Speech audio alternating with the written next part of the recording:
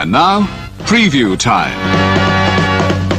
So let's take a look at what's coming your way.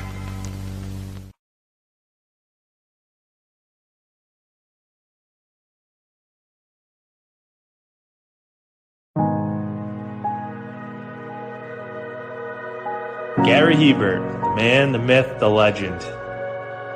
I was amazed, and I was looking to become a better skater myself, and I wanted to be like Gary. When you look at a guy like this, he's one of the most talented people in his profession. He's been given gifts by God. It can get frustrating at times when you're trying things that, that maybe don't come as quickly to you as other things. And, you never really felt that sense of frustration with Gary. It was always about improvement and positive reinforcement. Was it really the end? Was that head injury really the end? God has called Gary to continue to be a blessing to others and to be a passionate example. My name is Gary Hebert, and this is the World Academy of Hockey, otherwise known as the Inside Edge. I would recommend anybody that have a chance to come to his hockey school. I think it would be well worth it. It would be rewarding to all the kids and anyone he coaches, from whether it's an adult, a professional player, to a little kid like a Mike or a Squirt. Gary, from day one, has been instrumental to my hockey career. I started out as a potential Division III player, and Gary brought me single-handedly through high school and into a top Division I prospect. I owe it all to Gary, the biggest legend on and off ice there's ever been. Listen, watch, learn, be confident, and have faith. Those are the answers I was brought to. Yet, I only now am really learning how truly important those 5 things are. Through preparation, through appropriate thoughtfulness and thinking, we can learn to untie the typical knots between our ears that drive us into underachievement and underperformance. And lo and behold, we can learn things to fulfill our God-given potential. Gary has the innate ability to make people not only better players, but better people. The life lessons they learn from Gary are incredible. I can always remember leaving that rink knowing as a player I got better, or I had something to improve on to get better. And I think that's what you excelled on as a coach, is giving us the knowledge to know what we needed to do to get better. There's coaches who know the game, but can you communicate and create passion in your kids and in your players? And Gary's able to do that. Gary's got great knowledge and the great hands, but more importantly, his ability to connect with people and care for them. His communication skills, to me, really stand out and separate him, and that's why he's one of the best, in the world. Gary's a legend. He's a special, special man.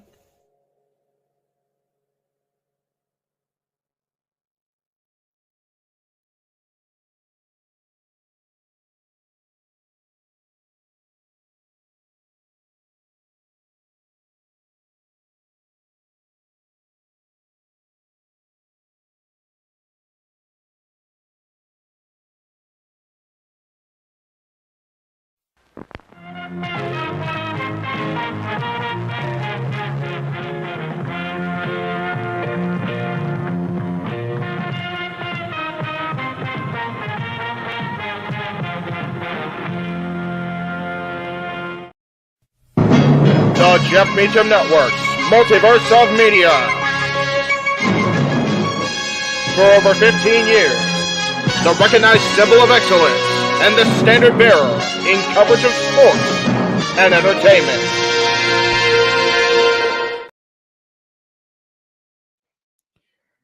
It was during a live World Wrestling Federation pay-per-view 25 years ago today that the unthinkable happened. Owen Hart, a 34-year-old professional wrestler who was dressed as his superhero character, the Blue Blazer, plummeted 78 feet to his death in the middle of the ring. Owen was set to descend via a harness and grapple line in true superhero fashion. Unfortunately, the rigging malfunctioned, and he released from his harness, prematurely crashing chest first into the ring post. Owen was an incredible wrestler, a loving man, and a presence that has been sorely missed in the wrestling industry since his untimely passing. What is going on, everybody, and welcome to tonight's special retro watch-along presentation of WWF Over the Edge 1999, where, as I stated a moment ago, the unthinkable happened, and we lost the life of Owen Hart.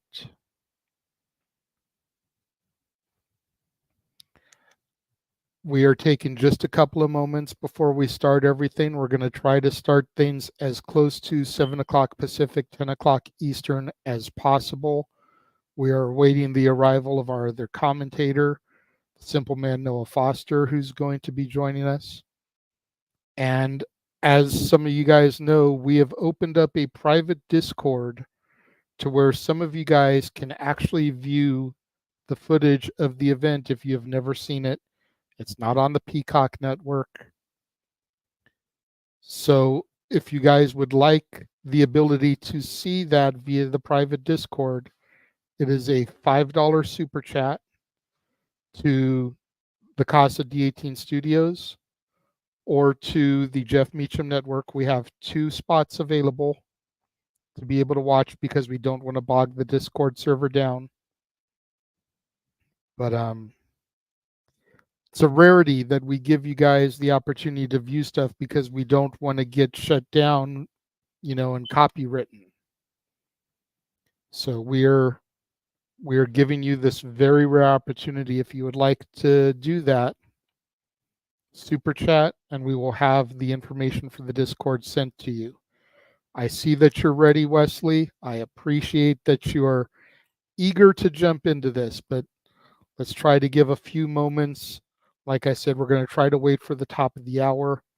I know the Simple Man is watching TNA Impact right now.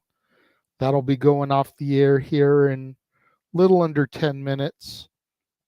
And then he will be coming over, but I wanted to give time for people to find the stream that maybe didn't know about it. Please share the link to the stream across your social medias. Share the YouTube link. Let's try to get a lot of people in here, because while on YouTube you're not going to be able to see the footage, it'll be just like our normal watch-alongs. You'll still be able to hear Noah and I react to this. I have seen the pay-per-view once, maybe twice in my life. If I remember correctly, Noah has never seen this show. So this is going to be all brand new for him. All instinctual, guttural reactions to seeing everything play out. Obviously, he knows of the tragedy that befell us that evening. We even have Sunday Night Heat that we're going to be calling to go into it. So I don't know if you have that part, Wesley, but you can go to YouTube. You can find Sunday Night Heat in full. That's where we got the copy of ours from that we're going to be running, and watch that along with, if you don't already have it. I'll give you guys a few minutes to find that on YouTube as well. Just look up Sunday Night Heat, May 23rd, 1999. And you should be able to find it. It should be the first video that pops up when you guys search for it.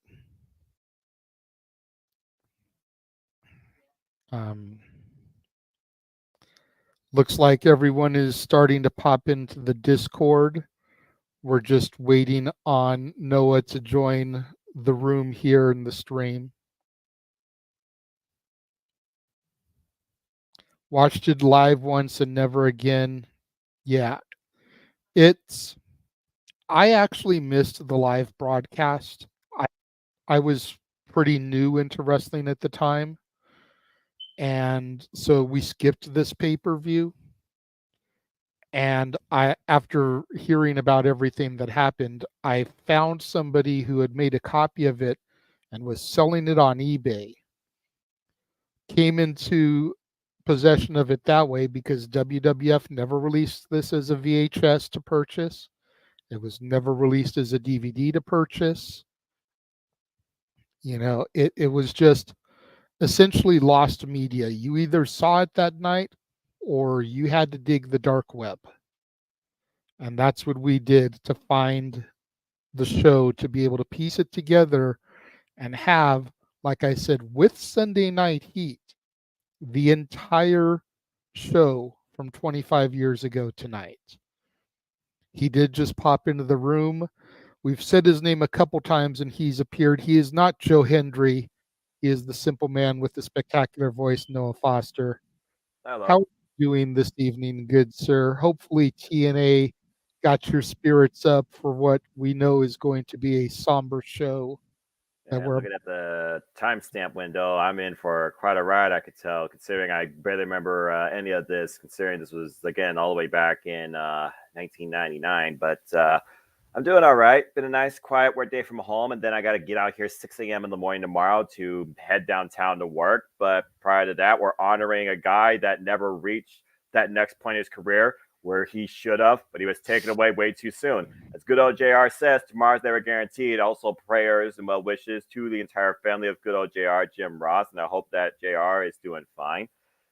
It's going to be a very unique honoring, to say the least, and trip down memory lane. Yeah, definitely. And I was talking with Jeff and even James last night when we were doing our test and getting everything set up. This is an interesting card, like when you really get right down to it, as far as what the pay-per-view presented to us. We have the tag team champions, Kane and X-Pac, defending their titles against D'Lo Brown and Mark Henry. We have hardcore title action, Al Snow and Hardcore Holly. We've got the Road Dogg, Jesse James, versus the badass Billy Gunn, as DX was imploding at the time. And, of course, DX was also feuding with, themselves, and Triple H, of course, was dealing with The Rock. Exactly. Triple H fought The Rock on this evening. We had a mixed tag match of Val Venus and Nicole Bass versus Jeff Jarrett and Deborah. And then, of course, our main event match, Stone Cold versus The Undertaker. The Undertaker, deep in his ministry of darkness, like full-on cloak, devil beard, the whole nine. Like, it was an interesting show. Yeah, and of course. Then even on Sunday Night Heat, which we're going to get, I don't think I even remember. I may have watched Heat the night this aired, because as I was saying before you came in, I didn't watch the pay-per-view live. So I may have watched Sunday Night Heat that evening, and I've never seen it since. We've got the Hardy Boys in action. We've got against Goldust and the Blue Meanie. We have Too Sexy Brian Christopher, pre-Grandmaster Sexay, taking on Sean Stasiak when he was Meat with PMS. And I can hear it in the Discord. We are running the video now, getting to see, man, it's going to be cool reliving this. It's going to be a journey. So for the next 3 hours on this very special, unique, privately endorsed, honoring Owen Hart, Jeff Beecham Network Retro watch-along event. The first one of its kind, and honestly, the first one of what might become, a trend to follow under unique circumstances. We look back at the Rocket. We look back at the true King of Hearts. We look back at a man who you thought was literally bound to be WWF champion, Owen Hart. Yeah, and who's to say what could have happened for Owen had this tragedy not unfolded? I mean, you think about with the brand split that came just 3 years later, could he have been a brand champion? I doubt he would have gotten it during this era still, the 99-2000 era, when we've got Austin and Rock and Triple H and all that going on. But once we got to the brand split, who knows what could have happened for Owen, As we're getting the OG intro here to Sunday Night Heat, I mean, just damn, what memories here. You got Masked Kane, you got D'Lo with the chest protector, you got China, the Brood. Like, this memories, takes me back. Man. This takes me back. I'm not going to lie, man. This takes me back. And of course, the WWF scratch logo. Yes. It was Kansas City, Missouri, the Kemper Arena 25 years ago tonight. The Pyro's just going off here for Sunday Night Heat. Yeah, I think Sunday Night Heat's going to bring us a showcase of, I believe, 3 matches before we actually get into the actual, what now is called PLE, back then pay-per-views. Michael Cole, of course. The fact that Michael Cole's been doing this for over 25 years, has only missed 4 shows. Say what you will about the man. That's dedication, damn it. Mad respect. Yeah, Michael Cole and Kevin Kelly are Heat commentators for this evening. I totally forgot about Kevin Kelly being the Heat commentator. And here we start off with the corporate ministry coming out. Yeah, being led by Shane McMahon. Yep. With the Acolytes, Midian, and Viscera all flanking him in a V-like formation. The corporate ministry. With an alternate version, of course, of Vince McMahon's No Chance in Hell theme. Yep, there's the big boss man as well. R.I.P. Shane, one of two, by the way, special guest referees for the WWF Championship match. Of course, we talked about in our little pre-show stigma when it comes to The Rock and Triple H.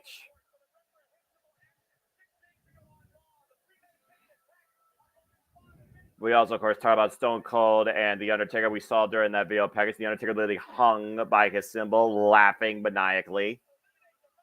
Yes. Of course, we have Heat that literally is 1 hour of action before Over the Edge officially begins. Yeah, nowadays it's called a buy-in, It's all these different cool names back here. It was just Sunday Night Heat, or maybe the WWF Free-for-All, if you remember those. Unfamiliar territory. Right now, as he has a microphone in his hand. 2 special guest referees. That just screams controversy. Especially when one of them's last name is McMahon. Right.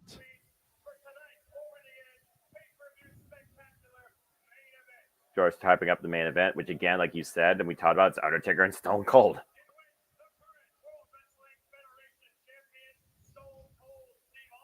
What?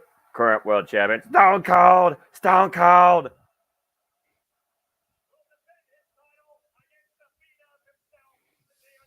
You really think about this, though, when it comes to Undertaker and Stone Cold, this really stems all the way back to the first time we saw that cell face-to-face back at SummerSlam 1998.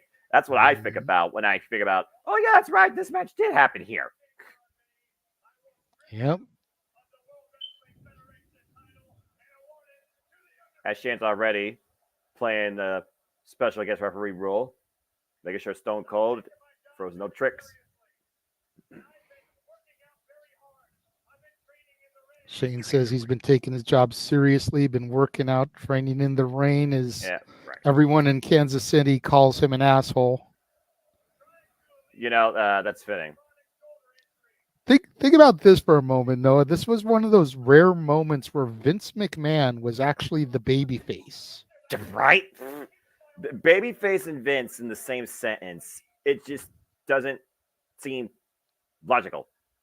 Which means that he was on Austin's side at this point. It would only be a couple weeks later where he would reveal himself as the higher power.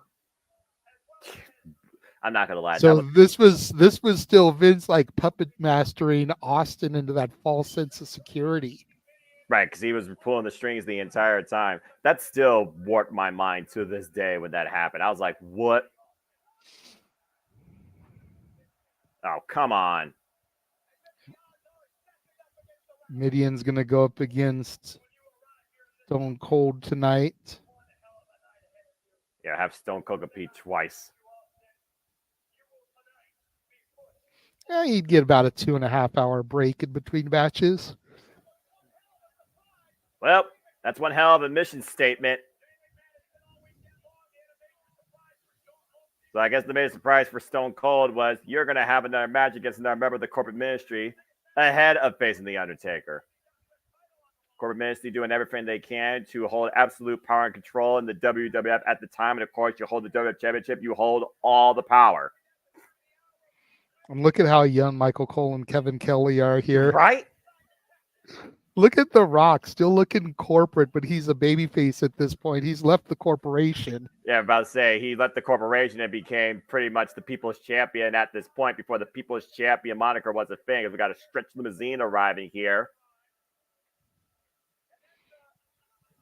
That's Vince McMahon. That's Mr. McMahon himself, flanked by his associates, Patterson and Briscoe. The Stooges. Let's call it what it is. The original Stooges. But at this point, he's a babyface, so they're his associates. Fair enough. What happened during the commercial break? Howard Finkel telling him what Shane did. They're saying he's not going to get away with that. Thanks, Howard. Saying he's not going to get away with it. Looks like we're going to get ready for our first bit of action here now on Sunday Night Heat. On Thursday night. And they've got I swear for a moment. The guys that would become too cool. I Too kid you not. Sexy Brian Christopher and Scott Too Hot Taylor. I swear for a moment I thought I was hearing a remix of the Rockers theme, and then I thought I was looking at the Rockers like, what the hell is this? So Brian Christopher with a huge opportunity here. Talking about Shane McMahon warming up. These two guys trying to warm up their ways. Just make a name for themselves in the WWF. And here come the Pretty Mean Sisters, PMS, with their piece of meat, as it were. Ryan Shamrock, Terry Runnels, and Jacqueline. Holy heck, that's what freaking Shamrock was. Well, I mean, he's definitely a woman's man. A certified male. Is he an American male? I don't know. That was a thing back in 1999. No, but think about it. You've got Sean Stasiak here, who of course would go to WCW, become a natural born thriller, actually achieve some potential there, show what he's really worth. This was about 6 months before Kurt Angle debuted, and he was Kurt Angle's first match. Well, I guess this was some sort of meat before the meat division did exist in 2023. I'll be damned. Yep.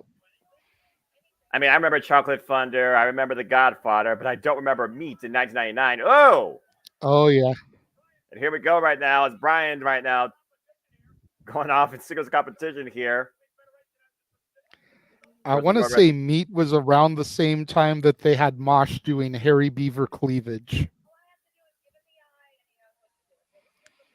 Something about this doesn't feel right to me, but I have to remember it's 1999, not 2024, where that seems more common nowadays in today's culture. Well, double bicep there by Meat as he throws some punches into Brian Christopher in the corner there. And Meat right now looking to take his own pound of meat from his opponent up in the fireman's carry. Oh my! F5 type maneuver there as Ryan Shamrock cheers him on from the outside. Yeah, for those that don't I'm not know, going to lie. I had a huge crush on Ryan Shamrock back in the Ken day. Shamrock would have killed you. This is fair, but still. Irish wit to Brian there in the corner as the Lady Posse watches on as Meat just got literally caught in the jaw with a boot. You see Brian Shamrock right now. Not too happy with that. And walking away right now, Meat taken down. Wait a minute, Scott Taylor right now, and Ryan and another woman near fall for Brian. And this is 1999, so yeah, all hell's breaking loose. There they're going here. Yep. Ryan Shamrock distracting Scott Taylor as Jacqueline is up on the ring apron distracting Brian Christopher. Good boy, that's Jacqueline. I'll be damned. Need the back, and Meat just took him down. And a hook of the leg, and it's over. Give the assist to the I believe the Big Show called that maneuver the final cut when he used it for a while. Well, I mean, hey, with the Meat and PMS, what a combination made in WWF.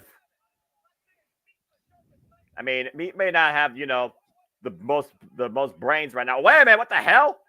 It's the Hardy Boys and Michael P.S. Hayes, Noah, the father of the Hardy Boys. Right around this time is when the Hardys had gone through their makeover to adopt the persona that we know most of them. Twist of Fate from Jeff. But what's this unprovoked attack have to do with anything, though? The Hardy Boys have just taken control of the ring and wiped out Rockers 2.0. Clearly, the Hardys sending a clear message. They will not be overlooked. And we go backstage now with Vince McMahon and his associates. Sure, there's a lot of business right now on Vince McMahon's mind. He's walking with a purpose, as always. So I'm already confused as hell. Again, 1999, Meat and PMS. Why does that just sound wrong together in the same sentence? Well, you have to remember, this was Vince Russo in his prime. Oh. The same man who gave us TNA and a stable called Sex. Oh, so right. Meat, PMS, this is characteristic Russo here. I'm just saying. I'm surprised. I will defend Vince Russo about a lot of stuff. I can't help him when it comes to the names that he's picked for stables and units, though. I'm surprised Vince Russo's picture is not in the dictionary next to the word innuendo. And Vince McMahon coming out to the arena right now. The Queen has that because one of their albums was called Innuendo. Fair. Probably was more appropriate, though. Of course, we know Shane McMahon already talked about how there's two special guest referees. He's already enforced the law that if Stone Cold puts his hand on him or tries to get disqualified, he will lose the championship and have to relinquish it to The Undertaker. And Vince McMahon has also learned that Stone Cold will be in another match prior to defending the WWF Championship, as Over the Edge is 40 minutes and 6 seconds away from officially beginning here on the virtual airways of this collaborative feed. Give or take, because you got to remember Sunday Night Heat had commercials and the commercials been taken out. So that's fair. Uh-oh. Vince McMahon's got something to say to Shane McMahon regarding his announcement. Let's be honest here. This father and son conflict has been going on far before 1999.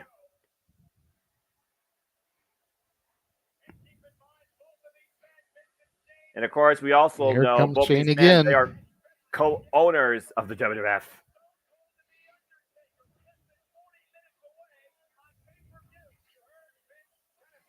Man, look at the scoff. It's Shane's face.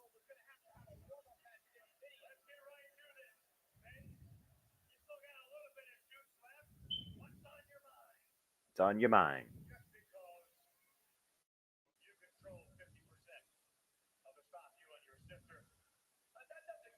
Right. I mean, 50% is 50%, though, to be fair. Then again, I guess if he owns with 70, that's 25%.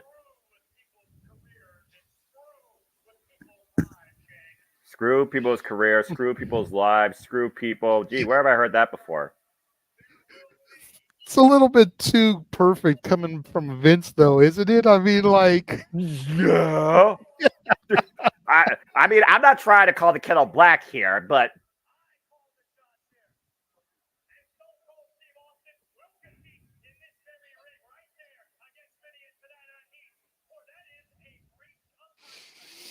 breach of contract. Now, there's one thing Vince can't fight. It's a contract.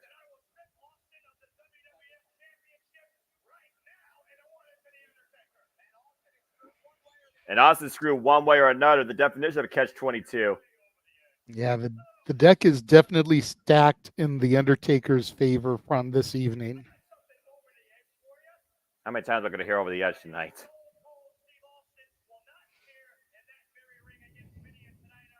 What's he saying? More replacement? Huh? The replacement? Meanie versus who?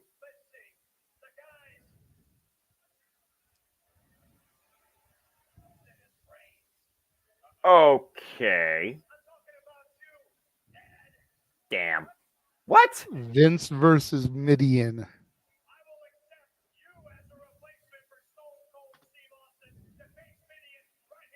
He's in a full suit.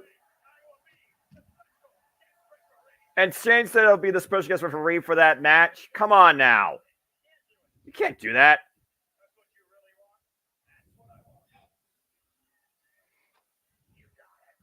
Oh my gosh. Vince just signed a death warrant.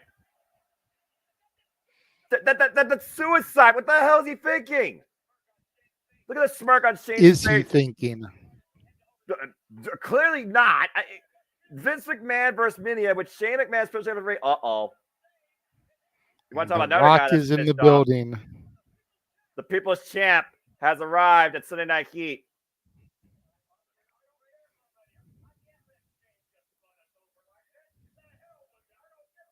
I understand standing up for yourself, but putting your own body at risk, I think that's where you have to draw the line. There's nowhere in hell. There's pride and there's being too proud. Yeah, and I think right now Vince is bordering on too proud. Yeah, I'm about to say, we know how proud Vince McMahon is, not only of his business, but also what he, stands for, whether you agree with it or not, even back in 1999. If Vince feels like that, integrity is being put to the side, according to him, and the abuse of power is happening, he's going to stand up against it, even if it's at his own risk of his well-being, considering how old this man is.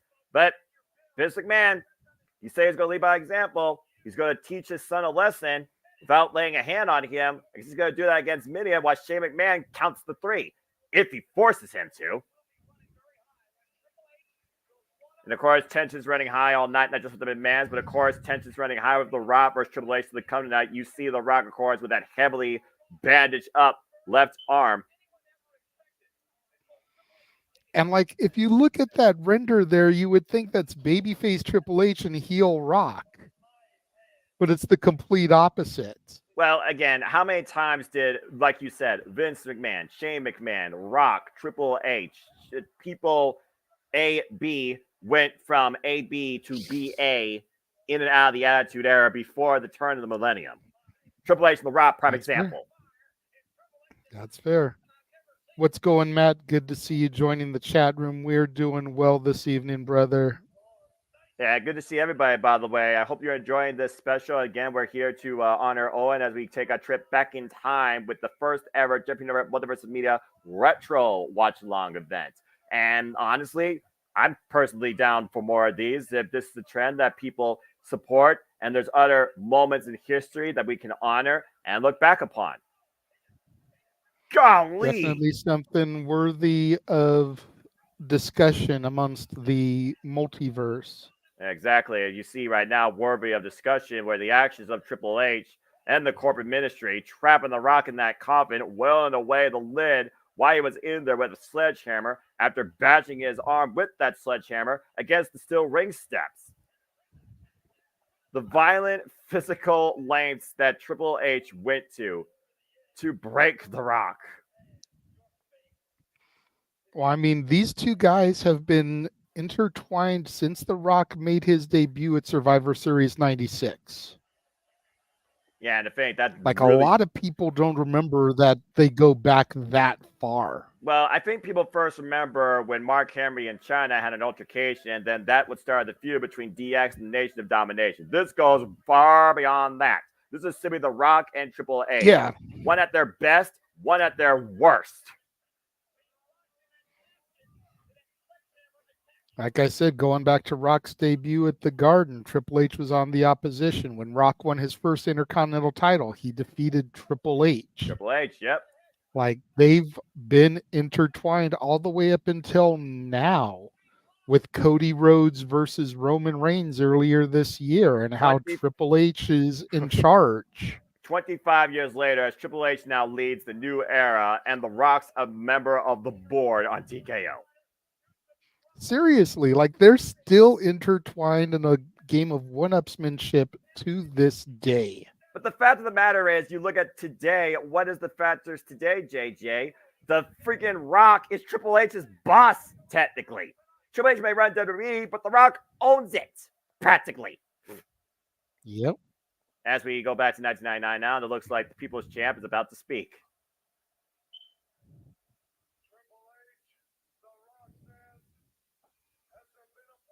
Oh boy.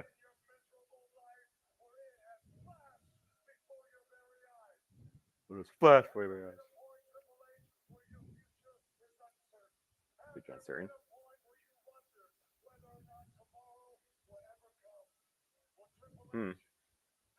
Kind of prophetic words in retrospect. Right.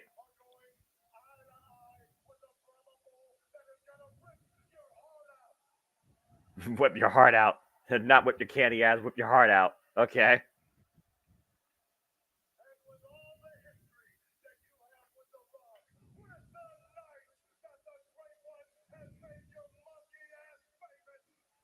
Make your monkey ass famous.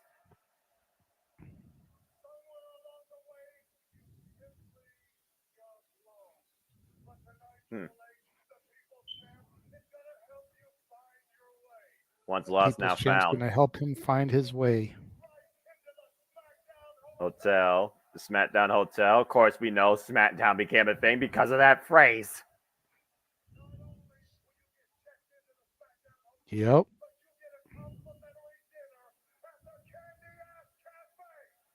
Complimentary dinner at the Candy Ass Cafe. I forgot about that one. When did that close?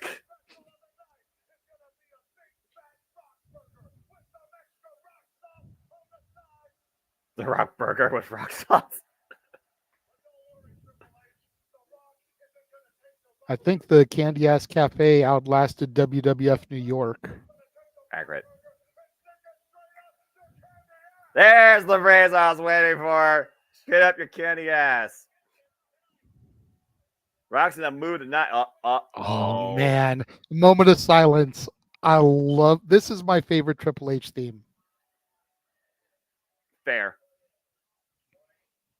Oh. Nothing against Lemmy or Motorhead, but that will forever be my Triple H theme. Rest in peace, Joni Lauer, China. I look at China back then. I look at most women now. Most women can't hold a candle up to her. Nope. Not even Bria. I still wish we could have had China versus Beth. You and me both, brother. The ninth wonder of the world versus the Glamazon. Yeah, a woman that was anything but diva in a diva's era.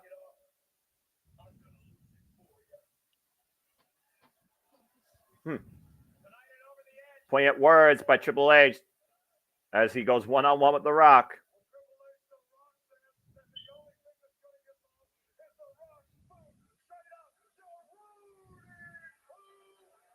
Candy ass.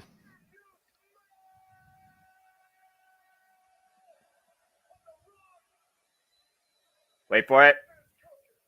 That subtle pause. Yep. Rock and Triple H once again renewing hostilities, looking to take each other over the edge. While The Rock is wrestling with a broken arm. Then again, that cast, I mean, theoretically, that could be used as a weapon. Yep. We've seen Worked that for Cowboy Bob Orton for a number of years. Yeah, but I say Cowboy Bob Orton was like the pioneer behind that. I still We can't see believe Vince is Vince going through with McMahon this. getting suited up for action here this evening. As we're backstage now with Michael Hayes, the Hardy Boys.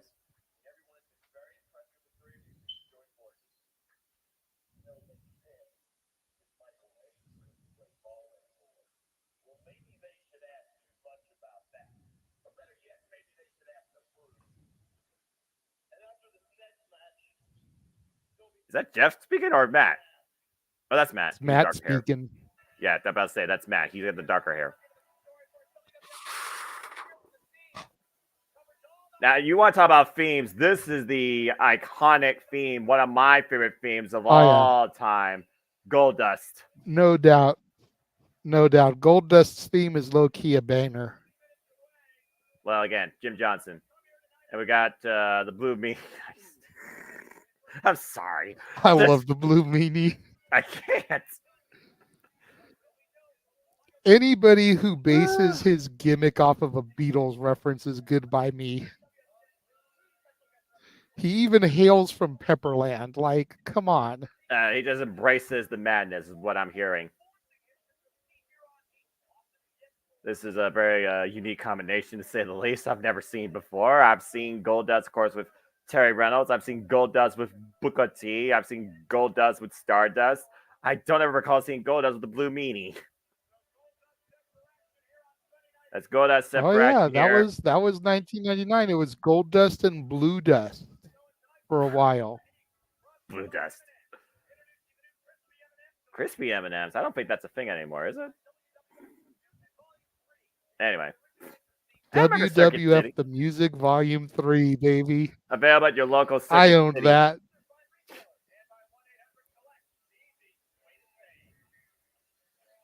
Well.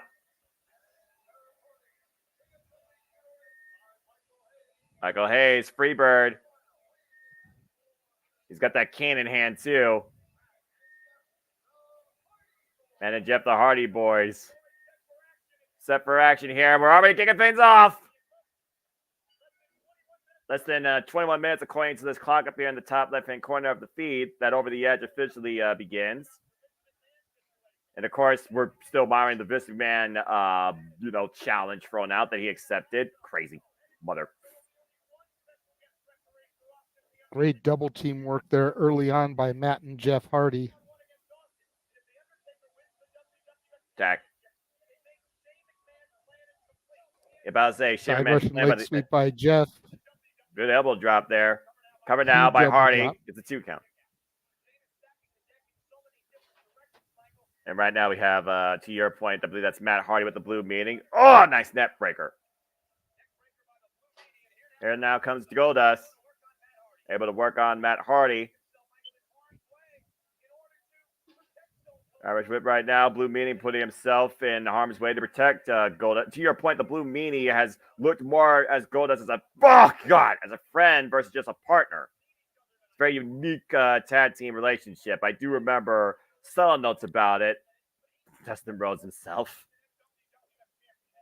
Well, yeah, I mean, it started off as a rivalry, a feud, and then it turned into this almost like a Trish and Mickey stalkerish type of thing that turned into a tag team.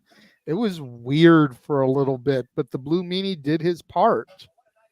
Well, Goldust and weird, that just sounds as normal as, salt and pepper. Nice drop kick in the cover, hook of the leg. It's a 2 count. Jeff Hardy does on Goldust for great poetry and motion synergy earlier. Of course, the Hardy Boys still one of the most well-respected and defined tag teams in wrestling based on their legacy of extreme.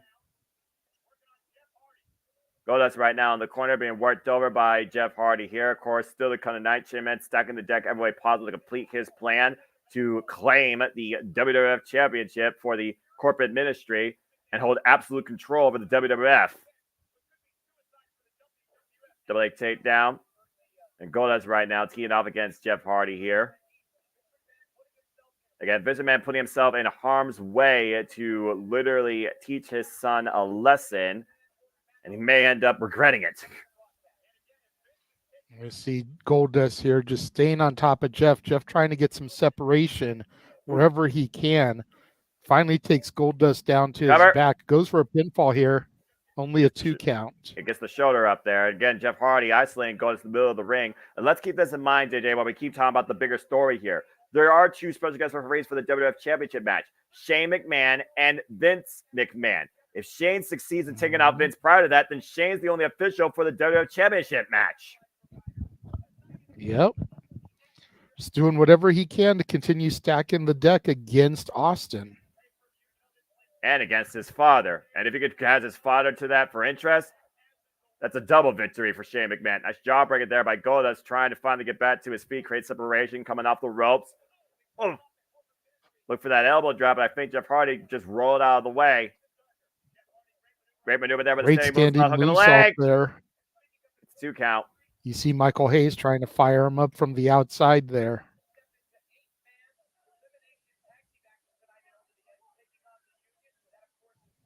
Of course, we know we have a 8-man elimination tag action coming ahead as well.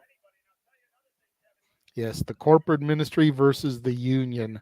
Anybody else remember the union? Even Pepperidge Farms barely remembers the union. Well, you remember one person from the union because you remember Mankind, and then it's like, and then the union was a thing. Yeah, for those of you out there that forget the union storyline, it was basically all members of the corporation that had been wronged and fired by Vince McMahon. So he had Mankind, The Big Show, Test, and Ken Shamrock all came together for this stable. And Goldust trying to put together a plan to make a tag after a ridiculous power bomb to Jeff Hardy, unable to capitalize. Both men down the middle of the ring, though. Critical moment here. Jeff Hardy reaching out towards his brother Matt Hardy. Michael P.S. Hayes encouraging him. Goldust, though, still has a lot more distance to cover, trying to make it a Blue Meaning. There's a tad of Matt. There's a tad of Blue Meanie. Blue Meanie just throwing them shots, taking down the Hardy Boys one at a time. And momentum has completely shifted in this match in favor of Goldust and Blue Dust. And I can't believe I just said that. Shots to the midsection now. The Hardys trying to work over the Blue Meanie. The double Irish whip off the ropes. And double clothesline takes down the Hardy brothers. And man, Jeff Hardy in trouble right now. The Blue Meanie picking up speed and momentum. Big splash in the corner to Matt. 335, by the way, Blue Meanie weighs. Put that in perspective, folks. And Meanie looks like he's going for his patented Meanie salt there, Noah. Off the top rope, Matt Hardy in the drop zone, and it connects. This could be at the cover, and Jeff saves the matchup for his team. Of course, Goldust right now coming into the end of the Blue Meaning after Jeff Hardy broke up that pin. And P.S. Hayes trying to get a shot in, but Goldust takes him down. And Jeff flies and wipes Goldust on the outside. He caught Hazler right here and then caught full body Jeff Hardy. And Matt Hardy, the legal man, with a twist of fate to the Blue Meanie. Into the cover. Hook of the leg. The Hardy brothers win this match. The lights are going dark, Noah. Oh. Hey, wait.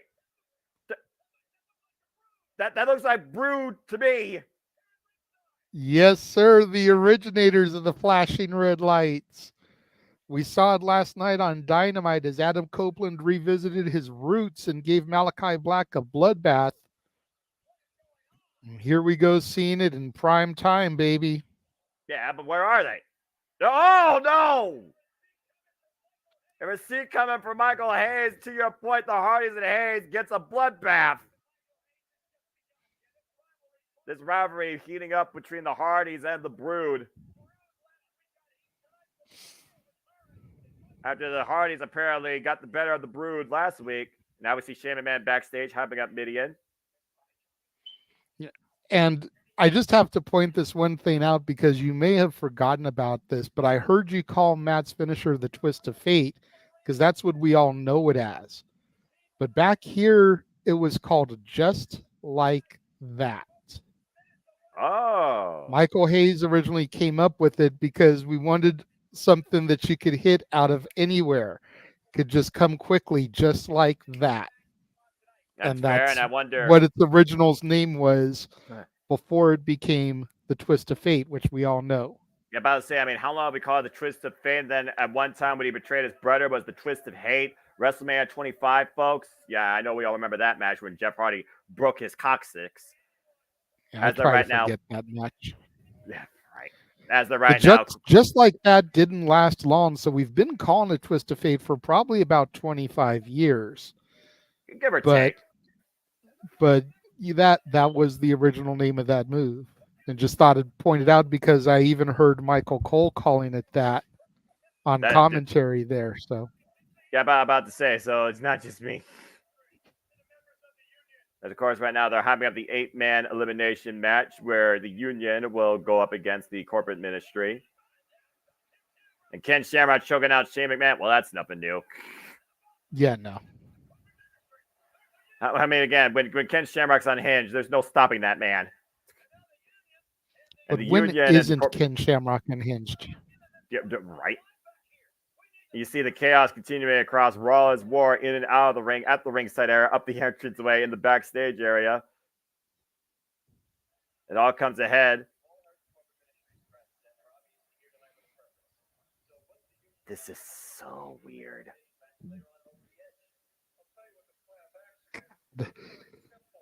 Such a ragtag bunch of misfits when you look at it. You know, the guy that was originally billed as the son of Andre the Giant, the guy that was supposedly the bodyguard for freaking Motley Crue, a former UFC fighter, and one of the original backyard hardcore icons.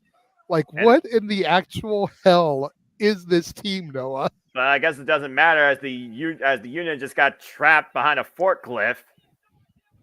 And Vince McMahon has no idea what happened, which means right now Vince McMahon is truly going into a suicide zone. There will be nobody to come to his aid. Vince McMahon going one-on-one with Midian to not only assure that Stone Cold Steve Austin will go on 100% for his WWE Championship match, but also try to make sure that Shane McMahon is not the sole special guest referee. 2 referees, 1 goal, 1 title. Undertaker, Stone Cold, WWF Championship.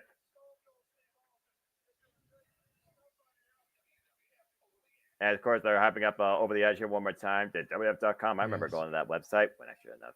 Sponsored by 1-800-COLLECT. I remember that jingle. Do you remember former WCW champion David Arquette being a sponsor for 1-800-COLLECT? I do. Oh, good Lord. And we're going backstage right with now. His double braided ponytail. What the? The Union trying to find a way to break down that door and move that forklift. Not even Big Show can move that much weight.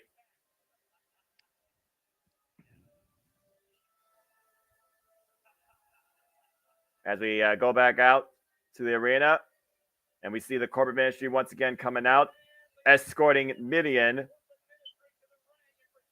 And for Shane McMahon, the statement and the mission is clear. Take out Vince McMahon. Make sure he is not going to be part of the main event as special guest referee number 2. Shane McMahon making sure that he does everything possible, not only that he can leave with the WWE Championship, but he is the sole referee that decides that fate.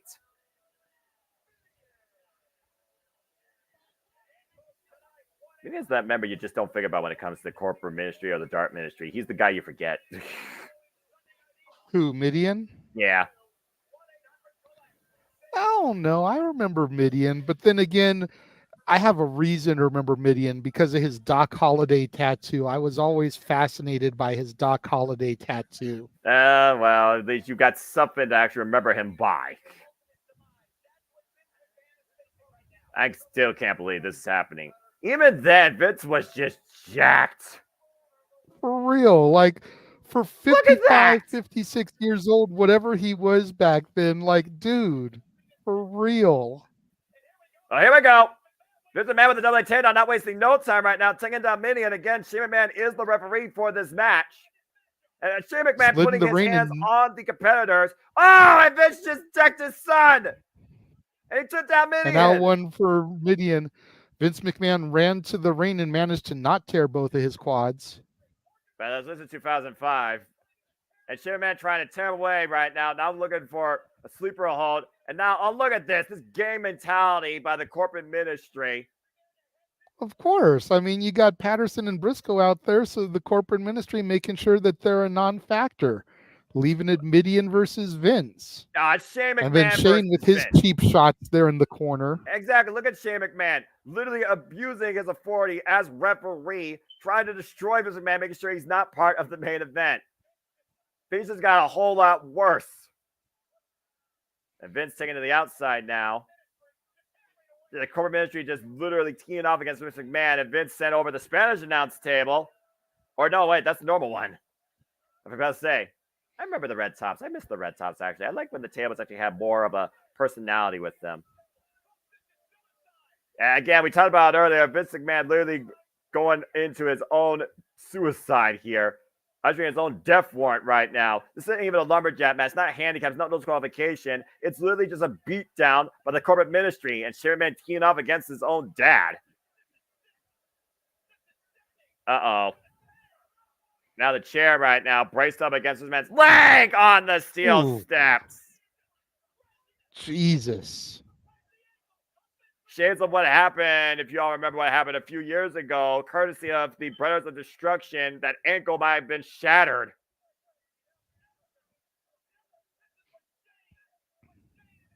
This is what the corporate ministry was all about back then, led by Shane McMahon.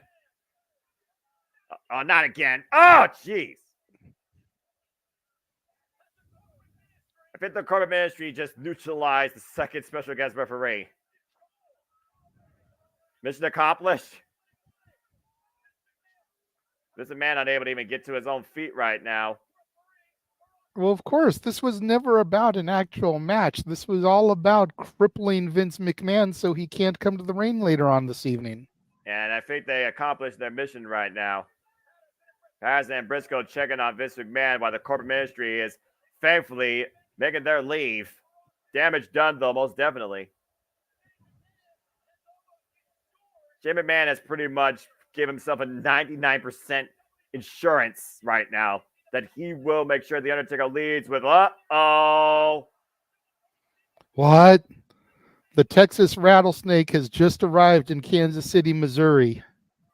And speaking as of which, Sunday Night Heat goes off the air. Which means we're about to go over the edge. And we're going right into it, folks. We ain't wasting time here.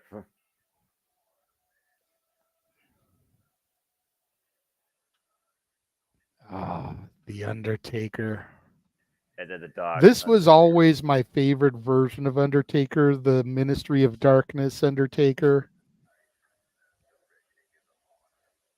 I don't remember if I got to see him, though, as this, because I didn't. Because my first show was the night after WrestleMania 2000, and by then he was already on hiatus, and he would come back in May as the biker. Right, American Badass. So I never got to see this version of Undertaker live and in person. Thank you. That's crazy, though, when you think about it. I mean, I've never got to see Undertaker live, but I feel the closest thing. Not at all? No, I feel the closest thing I see to it to this day when it comes to a certain mental warfare and a presence is Malachi Black. And I've seen Malachi Black wrestle Dustin Rhodes one-on-one. Phenomenal match live. Seeing the House of Black live is something crazy. I got to see Undertaker as the biker once or twice during the invasion. And then I got to see him as the dead man against Randy Orton, of course, at WrestleMania 21. And then I saw him at Judgment Day 04 as well. I might have seen him a few other times, but I know those times for sure I saw him. Yeah, and here's another thing about 1999. And really quickly, we are now live with Over the Edge 1999. The pyros are going off. The show is official right now, Noah. As the smoke fills the arena, we're starting to see the sign Stone Cold Call Me, 1-800-COLLECT. And good old JR in the prominent position as he always should be, as he's ready to take us all over the edge. And we are taking everybody here over the edge in the first ever Retro Watch Long event. Welcome everybody to the show. Hello everybody. Once again, I am the Seminole Foster alongside the Renegade Wrestling JJ Woods. We take a trip down memory lane in the time capsule, honoring Owen Hart 25 years ago as we take you back to WWF and we go over the edge. Speaking of going over the edge, we saw prior to this on Heat, the corporate ministry over the edge antics, shattering Vince McMahon's ankle, making sure he is not going to take part as the second special guest referee in the main event to come tonight for the WWF Championship. Stone Cold defending the gold against The Undertaker.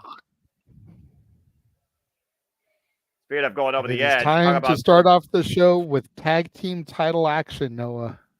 Yeah, with the definition of degenerates. Classic Titantron, of course. D-Generation's own X-Pac. Before he had Go Away Heat. Yeah, right. Before it was called X-Pac Heat. Yeah. In fact, I want to say that started right around the time he turned on Kane. But it was called X-Pac Heat. Well, considering how much heat. Considering how much heat he got from that, I'm not surprised one bit. There's one we can say about X-Pac, though. Before X-Pac Heat was a thing, X-Pac is one resilient, dynamic in-ring competitor. And to your point, defending the WWF Tag Team Championships here tonight at Over the Edge in our opening contest. Uh-oh. And that subtle red ambiance can only mean one thing. Big Red Machine's about to make his way into the building. Oh my! Kane coming through Hellfire and Brimstone, Noah. OG Kane. Yeah, it's only JR would usher him in. God. Very unique tag team. The first definition of stringed bedfellows before the Rock and Sock connection. Got Howard Finkel, of course, as the ring announcer. Again, what I loved also about these shows back then, the theme songs were not pop garbage, and the shows actually had a physical dynamic in appearance. Just saying. Anyway. Laying the belt down, raise the arms. Oh! And Heat fades up. And Jerry the King Lawler. Jerry and JR, the commentary team for me for life. Don't care what anyone says. And here comes bobblehead D'Lo Brown. Yep. Accompanied by Ivory. With Ivory, man. Whoa. Yes. JJ, you all right, brother? Ivory and... I forgot about this. I forgot that she ran with them for a little bit. About to say, she ran with the Nation of Domination for a little bit. Of course, D'Lo Brown also former European champion, but of course, it's for the WWF Tag Team Championships. Yeah, we talked a little bit earlier about the rivalry between The Rock and Triple H, and no doubt we'll get more in depth with that when we get to their match, but you can't undersell the rivalry of D'Lo Brown and X-Pac. They had a hell of a rivalry over that European title. Good, you got Mark Henry there, aka Sexual Chocolate, as he was known at the time. Mark Henry, the world's strongest man. Apparently was involved in the 1996-1997 Olympics.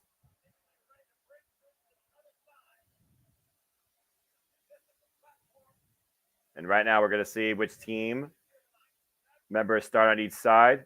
Looks like it might be X-Pac and D'Lo. Yeah. Red hot crowd here. Of course, those crowds were unfiltered.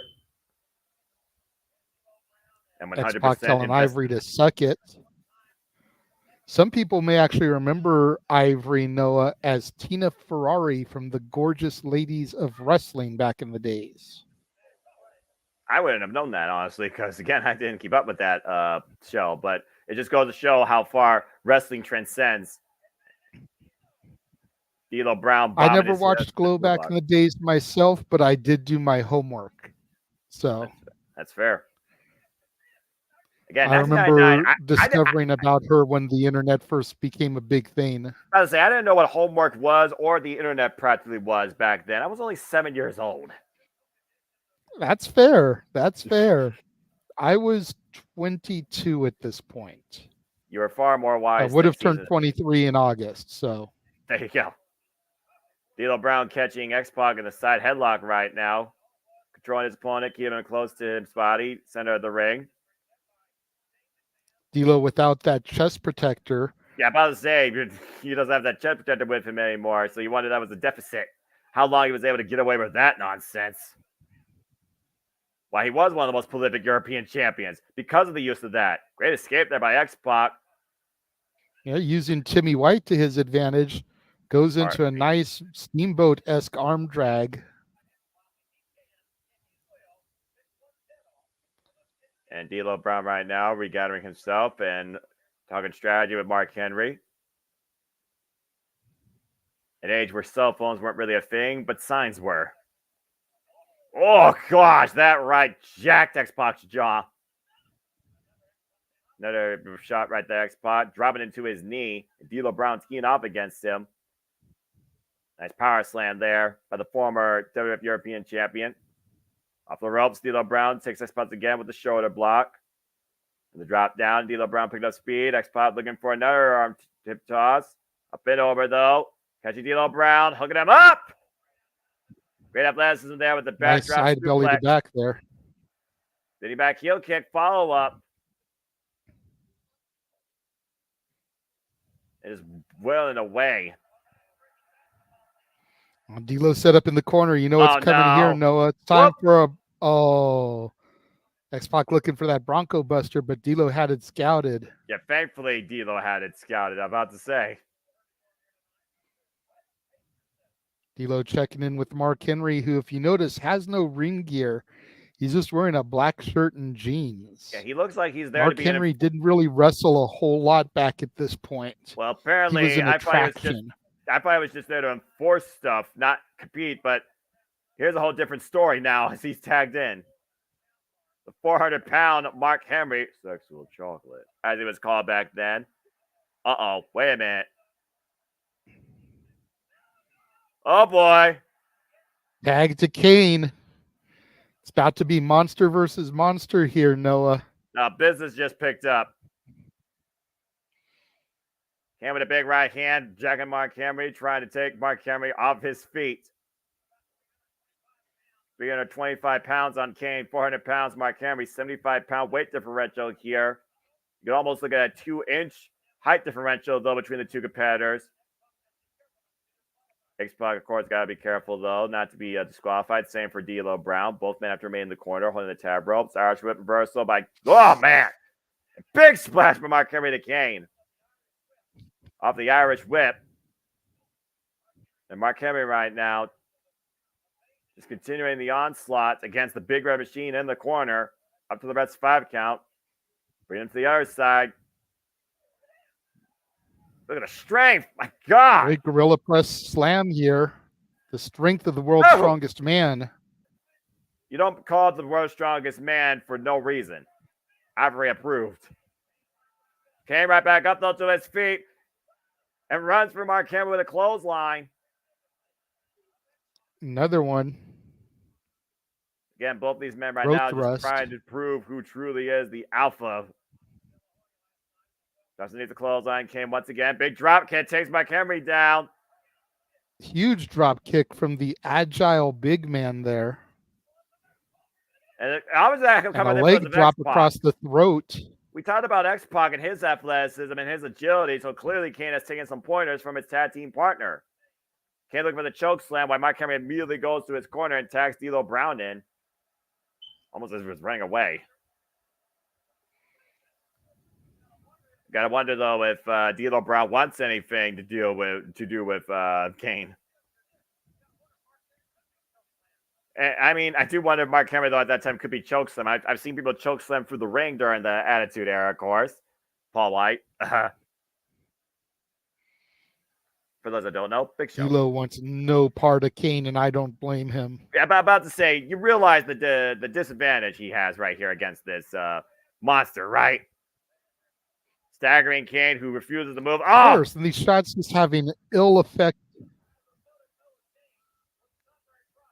Big right, taking up and over. D'Lo lands on his feet, and D'Lo up the ropes again. Doesn't hit the clothesline, trying to pick up speed, and Kane sees him down with a single boot. Not much you can do against that. D'Lo Brown once again going face to face with Kane. Now caught in the double goozle, hoisted up. Oh my lord!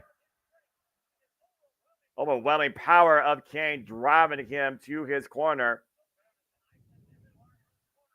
X-Pac right now, I think he's literally encouraging Kane to continue this punishment. And why wouldn't you? Well, of course, trying to get his partner to set D'Lo up for him. He missed it earlier, going for those gut kicks, back kick. Again, great combination offense here. Oh my! X-Pac with another incredible spinning kick. Takes Mike Henry off the apron, though. And again, took his eyes on the opponent for a single second. D'Lo Brown able to capitalize. Hard Irish whip now into his opposing corner. D'Lo thinking an injury right now. Mark Henry. Oh, no. Mark Henry paying dividends there, dropping X-Pac and then crotching him on the turnbuckle post. D'Lo Brown right now taking advantage of Mark Henry's work. Good scoop slam there. D'Lo going for his leg drop there. A little bit of a flashing leg drop of sorts.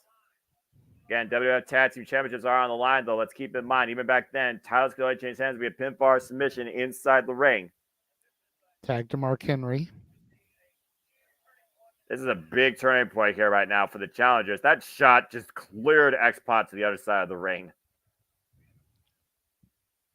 And Mark Henry right now isolating X-Pac. Of course, we know the desire to compete in the ring in the WWF, to thrive in the WWF. We know how much that holds on X-Pac here, especially with his time with Kane. Everyone trying to make a name for Three of these themselves. men Hall of Famers now, Noah. Yeah, right? Isn't that kind of crazy in 2024? And one's also a politician. The only man not in the Hall of Fame is D'Lo. And Mark Henry right now. Oh, God! World's strongest leg drop. And unfortunately for D'Lo, unless they induct the Nation of Domination as a whole, I don't see it happening for him. Nah, he had more, success as a producer working in TNA Impact Wrestling to get a Hall of Fame induction there than he did in WWF on his own. Big splash miss by Mark Henry as X-Pac able to roll out of the way, save himself from certain destruction, and creating an opportunity right now to try and bring his partner back into the equation. X-Pac right now crawling to the wrong corner, though. Doesn't know where he's at. D'Lo Brown able to capitalize, take advantage, look for a cheap shot there against Kane. Didn't take Kane off his feet, though. Might have angered the Big Red Machine. Kane in there illegally, though. Again, X-Pac, the legal man, along with D'Lo, and Mark Henry right now taking advantage of X-Pac on the outside. Dropping him across the barricade. Bringing him back inside right now. Throws him back in the ring. Again, the retaining wall, as they call it. Lateral press by D'Lo for 2 counts. Ivory thought her boys had it there. What's funny so far about this match, Ivory has not gotten involved in this match pretty much at all, except I think maybe 1 point for a possible heel trip up. It's been all D'Lo Brown strategizing, using Mark Henry to his advantage. Which, again, I don't blame him. Try and, weaken the smaller of the two, even if he has probably more speed over you. Hard Irish whip by X-Pac to D'Lo Brown. D'Lo gets him, though, with the elbow, and then D'Lo, once again, gets to the midsection. Now hooking him up. Uh-oh. Hoisting him up, and God! That running powerbomb, that's the same move that ended up paralyzing Darren Drozdoff. And it nearly got him the WWF that running power slam. Yeah, nearly got him the WWE Tag Team Championships, but Kane there for the save. Again, D'Lo Brown, very underrated for what he could do actually in that ring. Oof. And another, I hurt his knee there. I'm not sure he was going for a knee drop or a leg drop. Either way, he only hit the mat. Unique maneuver there. I remember one night in the early days of TNA, him and AJ Styles had a best of 3 series on the same episode of a 2-hour weekly pay-per-view. They fought 3 different times in one show. It wasn't even called 3 Stages of Hell. It was just a best of 3 series. Kane and If I Mark remember Henry correctly, one was a regular match, then a cage match, and a ladder match. Yeah, but they didn't call it 3 Stages of Hell because non-copyright. Hard Irish whip. Mark Henry, though, gets the elbow strike up. AJ Styles still phenomenal to this day in 2024. Oh, my gosh, look at the strength of Kane. Able to hoist the big man up, take him down with a power slam. Now D'Lo coming in to try and play. It gets caught as well. Huge tilt-a-whirl backbreaker. And X-Pac flies over, though. Gets caught, though, by Mark Henry. Driven back first into the steel ring post. D'Lo Brown sent torso first into the turnbuckles, though. Again, D'Lo and Kane are legal. Reverse suplex there. As Mark Henry just continues to teach punishment. Yeah, 2 different matches, though, are happening at this point. Mark Henry neutralizing Kane's partner, D'Lo Brown, dealing with the punishment of Kane, distracting him from his partner being brutalized in the Hall of Pain before it was a thing. Scoop slam again, and Mark Henry, cheap shot behind the red spot to the back of the head of Kane. And once again, Kane trying to choke slam Mark Henry, though, but Mark stun gun across top ropes, drop kick by D'Lo Brown. Kane is down, D'Lo with the cover, lateral press, and 2 count. Kane just froze him off the outside. Great power. And then he sits up, Noah, almost as if he wasn't phased at all. And I think D'Lo and Mark Henry are unaware of it as they're teaming up against X-Pac. Kane going up to the top rope out of the corner. The big red machine flies. He went hairborne. Come out, go over, bro, putting your whole body on the line. Kane grabbing a hold of Mark Henry. Yeah, take a look at the replay here, by the way. This double feature. Big red machines fly. Who knew?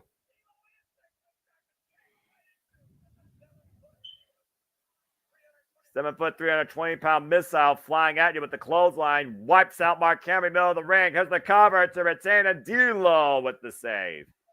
Big axe handle to the back of the head of Kane. And this tag team title match, our first match, by the way, folks, will continue. This is quite a way to kick off the official match. Yeah, right. Yeah, for real. X-Pac and Kane once again taking control, and I think X-Pac's looking for what you're trying to call earlier, and oh, no! Bronco Buster on D'Lo. Bronco Buster in one corner, Mark Henry and Kane finding the other corner. Mark Henry taking down the big red machine for now. And a big splash by Mark Henry to the back of X-Pac while he was bronco-laying D'Lo Brown, the safest way I could put it. Came back up to his feet, though, once again. Got his hand hooked around Mark Henry. Hoisting him up. Choke slam to the world's strongest man. Kane with the cover. And they retain. Good gosh, what a freaking opening contest. For real, right? Yeesh. And on the surface, when you first hear this match is happening, you think this should be an easy victory for Kane and X-Pac. But like you said, a hell of an opening contest here. A very aggressive back and forward matchup here where Kane and X-Pac in the end put down D'Lo Brown. Mark Henry retained their WWF Tag Team Championships. Take a look at this, though, by the way. The height. Mark Henry laid out, plants it flat with that choke slam. The 400-pound mass of Mark Henry crashing down to the canvas.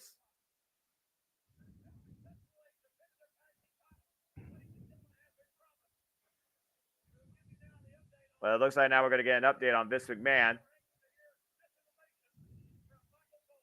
And Michael Cole backstage.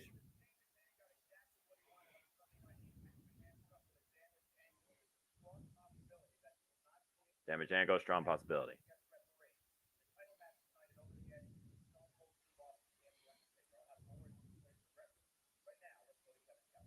And Kevin Kelly with Hardcore Holly. Whatever I want.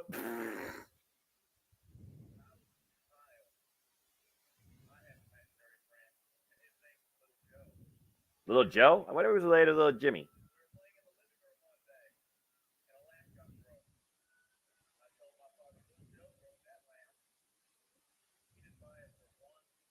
Gee, I wonder why.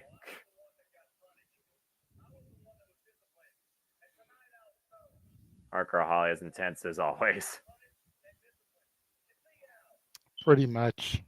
I mean, he was always like that, to be fair, you know? I'm not gonna lie. I mostly played as what Hardcore it is about Holly. Holly. I was never a big. Yeah. Was never a big Hardcore Holly fan. He was okay. You know, he was okay for what he was. Like the most tolerable he was when he was with Crash and when he was bringing Cody out in the beginning. And him and Cody were tag champs for that little bit.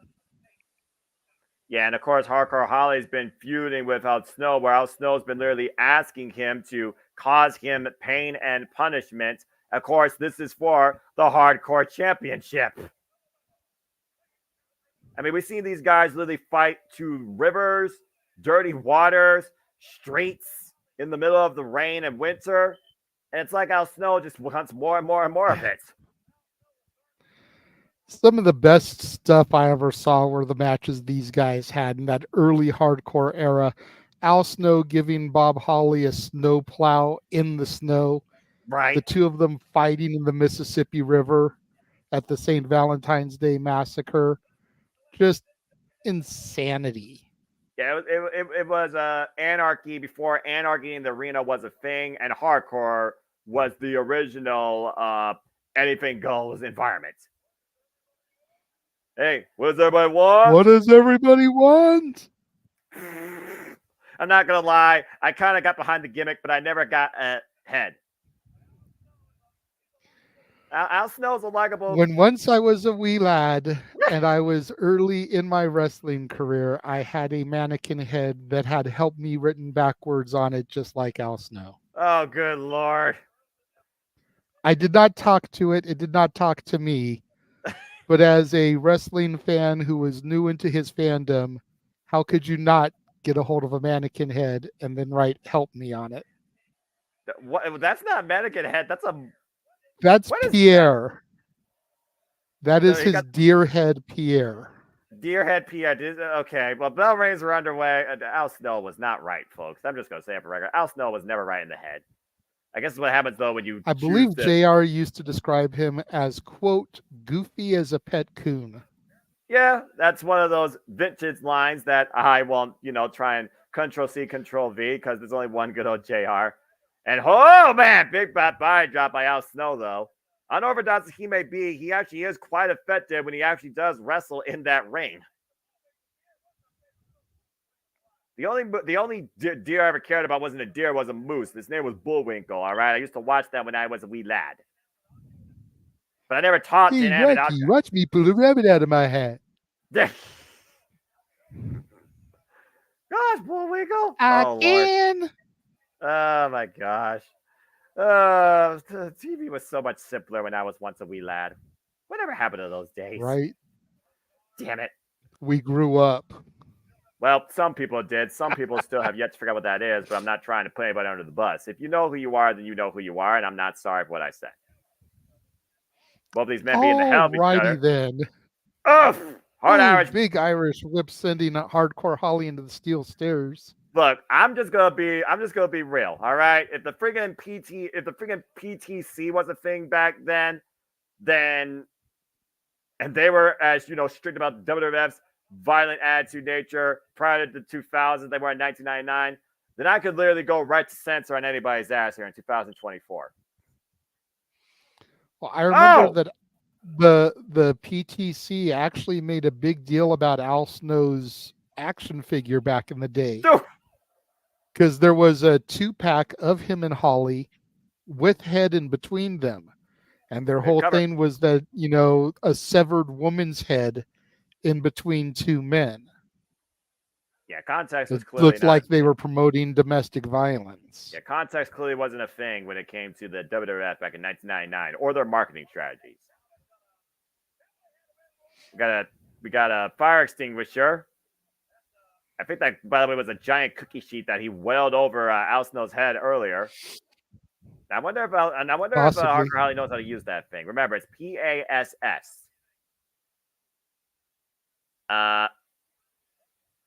Is it broken?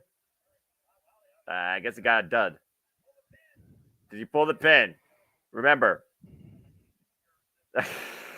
Pull, aim. Oh! Okay, it works. And a cover by Al Snow with near leg. 2 count. Pull, aim, squeeze, sleep. Almost stole it there. Al Snow might know how to use a fire extinguisher. That cannot be healthy for your eyes or your lungs. I don't care who you are. Or how gimmick you make it. Again, for the WWF Hardcore Championship here, Al Snow and Hardcore Holly, insert number here. As they go out to the WWF Universe. And now Holly and Al Snow are out amongst the blood-hungry participants that are engaged in tonight's event. This truly was the rivalry that defended that hardcore title. Yeah, right? It was not Shane McMahon and Steve Blackman. It was friggin' Al Snow and Hardcore Holly. The Sea of Humanity right now, just taking in the festivities as these guys are going all the way up to the bombs at this point. Holly and Snow are up to the concession Crash stand. Holly took it to the next level with that 24/7 rule, but these two defined the title. Yeah, and also that title, despite the fact that it looked like a piece of garbage, it actually had more value to it. Oh. Speaking of garbage. Well, I mean, at this point, though, don't. Did you just go into the ladies' room? He might have. That's a women's restroom, you two. Come on. Okay, good. Well, that's why there's security standing right there, making sure there were no women actually in there. I guess the popcorn machine. Thought that Maven had it bad when the Undertaker threw him through the popcorn machine. Yeah, about to say concession stand brawls. Jeff Jarrett called. Nothing but concrete out there, by the way. Dangerous territory for both of these men. Al Snow grabbing a cold one. And throwing a drink into Holly's face. I think that was powdered sugar. Was that a funnel cake? Might have been. Or yeah, there's the funnel cake thing right there. Yep. Oh, and there's some more powder. Some powder under the nose of Al Snow. Did he get that supply from Tony Khan? I never thought I would say deadly. I never thought I would say deadly funnel cake. But that's what I just saw. Then right now, again, these guys still finding out. Hardcore Holly's got a little bit of that powdered sugar in his eyes. That's probably worse than powder or salt. And Al Snow with the cover. The 2 count only. Is that Mike Chioda? I recognize those jesters. Might be. Those punches that Al Snow was throwing, very reminiscent of his old Avatar character.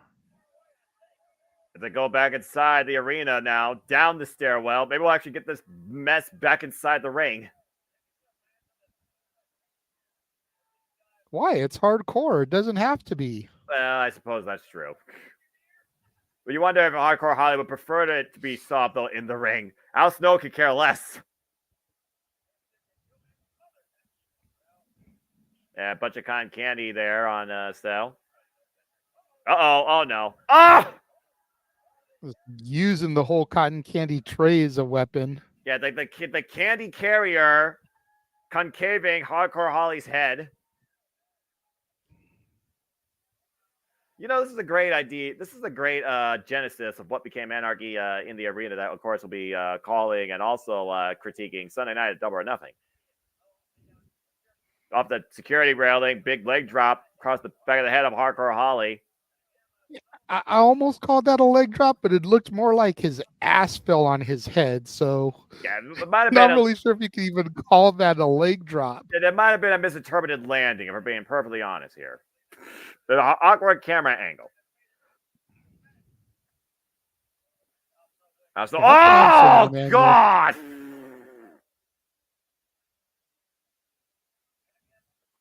And I don't think Hardcore Holly is going to get ahead after that.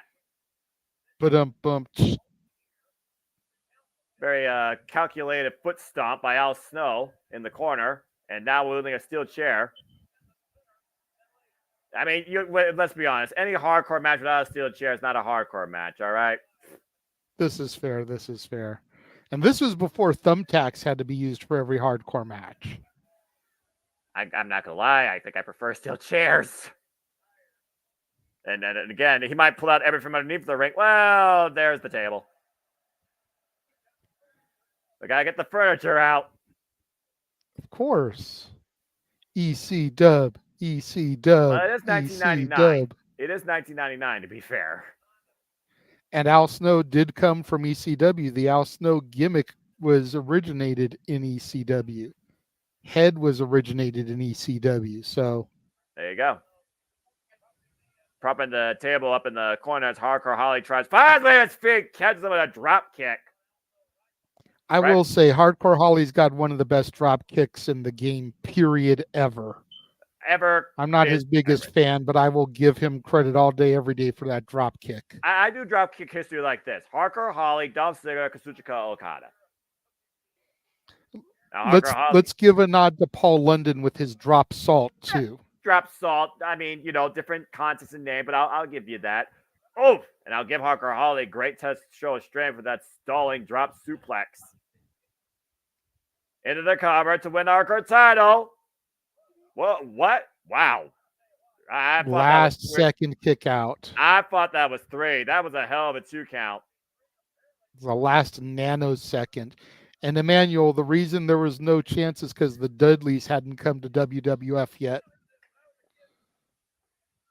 Yeah, I'm about to say, again, we're talking about ECW. ECW is still very much alive during this time. The Dudleys were still very much a part of ECW. Yep. Now Snow hooking up Hardcore He's got Holly. him set up. Snowplow. Is it Snowplow enough? connect. Look at the leg. 1, 2. Oh, kicked out of the snowplow. Another near Snow's fall. finishing maneuver, Noah. Yeah, about to say near fall now for both men. I think both men have used their finishing maneuvers at this point, and neither's got the job done. Whoa, now Snow the chair to the the midsection. I'm about to say that can't feel good. That knocks the wind out of you. Those ribs now. I'm just a little bit nervous about what these two yahoos are going to do to each other next. That's fair. Irish whip reversal. Irish whip. Hardcore Holly though. Whoop. Sent up and over. Al Snow though. Hardcore Holly right now grabbing the hair of Al Snow while Al Snow reaches for her head. Oh, and a mule kick. Trying to get ahead of the game here. A low blow takes Hardcore Holly down the hard way, and Al Snow's down as well. Still reaching for head. That's not caveman. Almost like he wants a tag, but this isn't a tag team match. And before you comment about having head as a tag team partner, it did happen. Go look up the King of the Ring 98. Al Snow and Head versus Too Much, who we saw on Sunday Night Heat. Well, now he's got head. So what's he going to do? Swing and a miss. Hardcore Holly thought he was a not a land. DDT on the steel chair. That was long in the ring. Might be Al Snow's undoing. Cover here by Hardcore Holly and a near fall again. That was a long 2 count.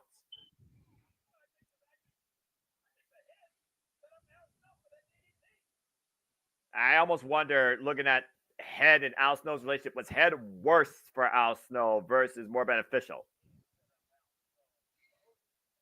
I mean, that's a debatable topic there. That's a debatable topic. We see Hardcore Holly setting the table up, getting it out of the corner there. I hurt JJ's brain with that question. You did because, and I almost went to Andre Chase. It's definitely not a teachable moment, but it is a debatable topic there, in the vein of teachable moments. There's some moments though that have no rhyme or reason. I'm just saying. And some classes that you got to sit in the head of to get a head. Oh man. Well, right now I'm wondering who's going to get How many more a head head puns here. can we get in here? Well, right now we'll see what happens here. Al Snow able to slip out of the back door. Now hooking up Hardcore Holly, planting and powerbomb through that table, and falls face first in the cover. And Al Snow retains.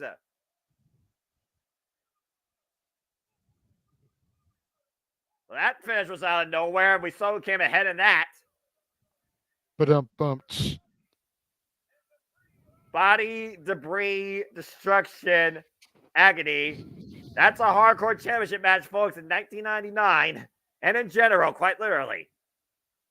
That's fair.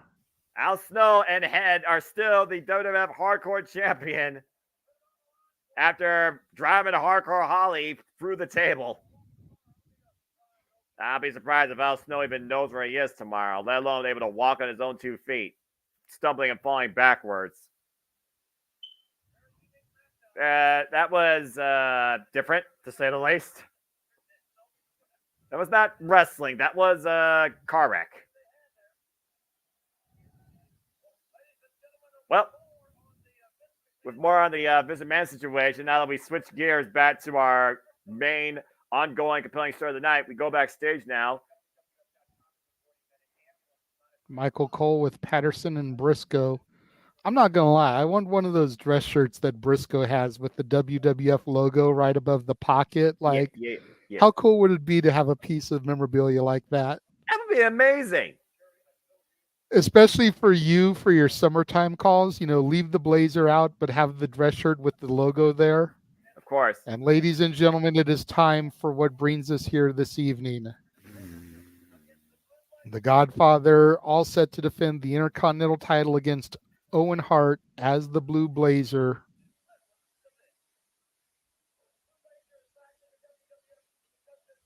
Yeah.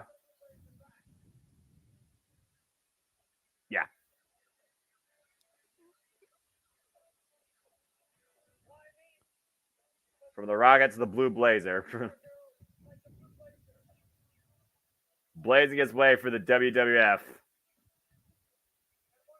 And all of this was airing to the people in the arena and around home, the home viewers as the tragedy occurred. This is literally the last thing anybody saw of Owen Hart while he was still alive. There we go. The JR even stumbling right now. Talk about Kevin Kelly and the Blue Blazers. Mm-hmm. We talked to the Blue Blazer earlier that night. Yeah, pre-taped interview. That way Owen could go and get set up for his grand entrance.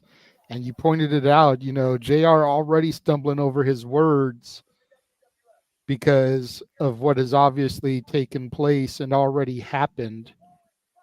Getting fed in his headset, what to do, what to say. I can imagine doing that at job on air. And here we go. We come into the arena now. It's JR now gives us the news.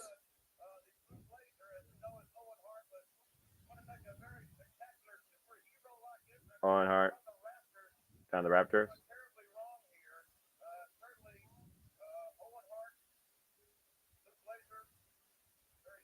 Owen Blue Blazer, a very serious situation. Being attended to by the EMTs. This is not a part of the show. JR had to make sure he reiterated that multiple times. Well, yeah, because at the end of the day, This is not. This is. Well, that and you figure wrestling has got such a stigma of being scripted entertainment. Like, you've got to let the crowd, the viewers know that this is not scripted. This is as real can get. And you kind of can see the guy behind him, the "Wanna Raise Some Hell" shirt with a beer in his hand. A few moments ago, he was going like this, like, this is not good. This is serious. And this goes for about 15 minutes. Figure probably about how long the match was scheduled to go. What they had to like figure out a way. Again, the MO of Vince McMahon was always the show must go on. As we talk more about Nicole Bass and Val Venus taking on Jeff Jarrett and Deborah in mixed tag team action here to come up. This unique mixed tag team matchup following certain circumstances. And again, circumstances out of our control prevented Blue Blazer being out here to challenge for the WWF Intercontinental Championship.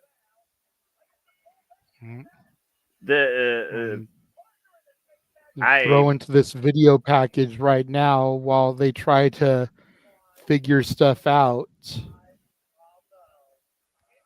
You know, they can't keep on Jim Ross the entire time. No, not at all. I don't blame them, but also JJ.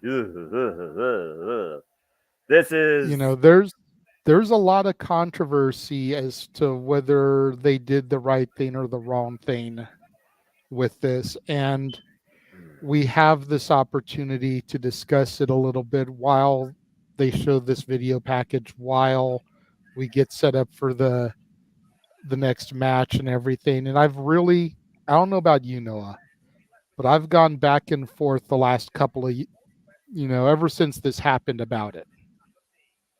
You know, there's the obvious about they should have just stopped the show. But then there's the business side of it. And I know you hate looking at business, but you got to figure they're 2 matches in to a pay-per-view event. Right. You know, do you really send 15,000, 20,000 people home with refunds, lose all of that money? Or do you try to rally the troops, pull everybody together in this time of tragedy to go out there and try to salvage everything based off of what happened, and as weird as it may be to say, what would Owen have wanted? Would Owen want the show to stop, being somebody who was raised in the business, son of Stu Hart, brother of Bret Hart, or would he have wanted the show to continue? It's a very touchy topic, something that's been debated for 25 years. Where do you stand, Noah? Well, truth be told, there's not really a right answer. I mean, look, as I've come to know you, I understand where you gotta do what's best for business. The show must go on. You've created this for the fans, for the world, for the talent, and you have this circumstance that, is literally life and death situation. I think looking at where we stand now and the scope of humanity and the fragile nature of life in perspective, it's one of those things you don't want people to, at that time especially, dwell on this, but you also don't want people to just ignore this. In a way, it feels like the best damage control was to proceed with the show and the story that was to unfold. But in a way, if they didn't, I honestly do wonder if we would have even gotten Raw is Owen, and would it have been justified in the way they did it now? Looking at just from my perspective and seeing how JR, again, is just trying to keep the production going, you can't have a mass blackout cancellation like that based on the circumstances that surround broadcast streaming content and the market. Unfortunately, from business, I can't argue with what they did. From a personal standpoint, there is that towing fine line with you shouldn't have did this. So it's just one of those things where it's like, if you are connected with Owen, do you respect the decision? Versus if you are a fan of Owen, do you honor that decision? Or the fact that you couldn't watch him, do you just walk out of the building and say, F the rest of this? I'm of two minds Jerry Lawler here. finally coming back to commentary. Yeah. He's been in the ring the entire time, kind of tending on Owen. But which is why they haven't shown the ring or show anything to us. And to your point, the entire arena sees what's happening, and they don't have like a live feed announcement. So no, not yet. We don't. We will get one later on in the broadcast. Guys, I feel like, you know, you think about the way wrestling shows are orchestrated today with the cool down match before the main event. If this had been the cool down match prior to Austin Undertaker and this happened, I could see stopping the show. I could see, you know, partial refunds will be given out because you've seen the majority of the show. But this was dead middle. This was the third match of the pay-per-view. And now we go backstage to Jeff Jarrett, and you can see how distraught Jeff Jarrett is. You can see how shook Deborah is. And again, I hold to the position they should have turned Jeff Jarrett babyface here. Jeff Jarrett is the consummate heel. But in this moment, he should have turned babyface.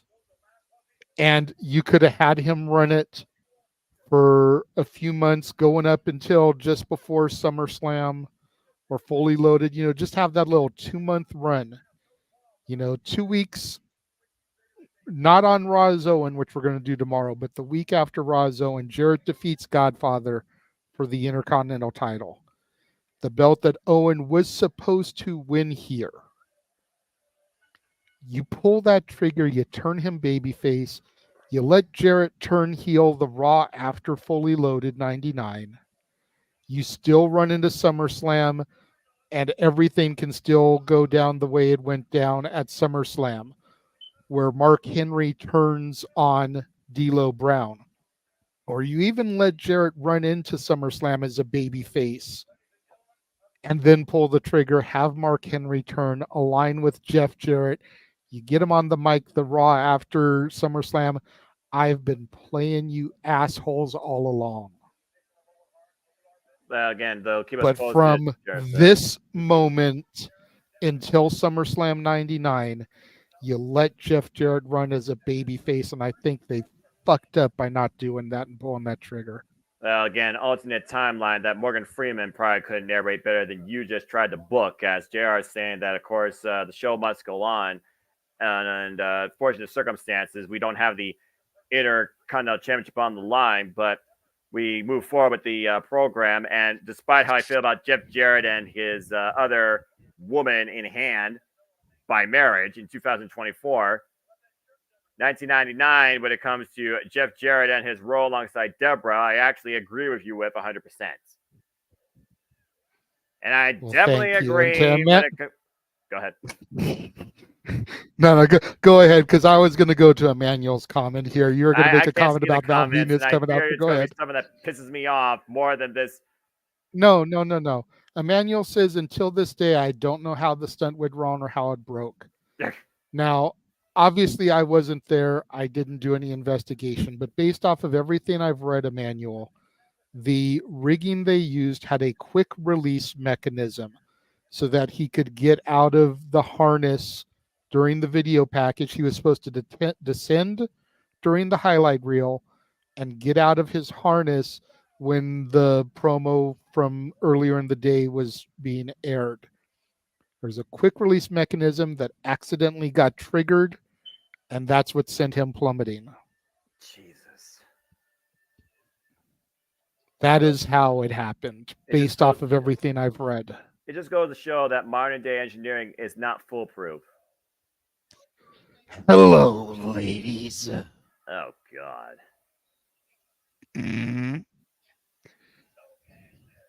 This is where I would have been Stevie Richards dressed up in the right to censor attire and be like, what is this? And you got to wonder what's going through Val's head right now. Like, he's out here trying to play business as usual as Owen Hart is on his way to the hospital, probably dead. And to your point, but he's out here trying to play his typical shtick, like and to that point, everybody that's to come up forward, what's going through their minds right now? Heck, what's going through Jerry's mind right now in commentary? Granted, and not to downplay anything that comes after that, but at least they've got some time to kind of gain their composure to a certain degree and potentially get the word as to what happened.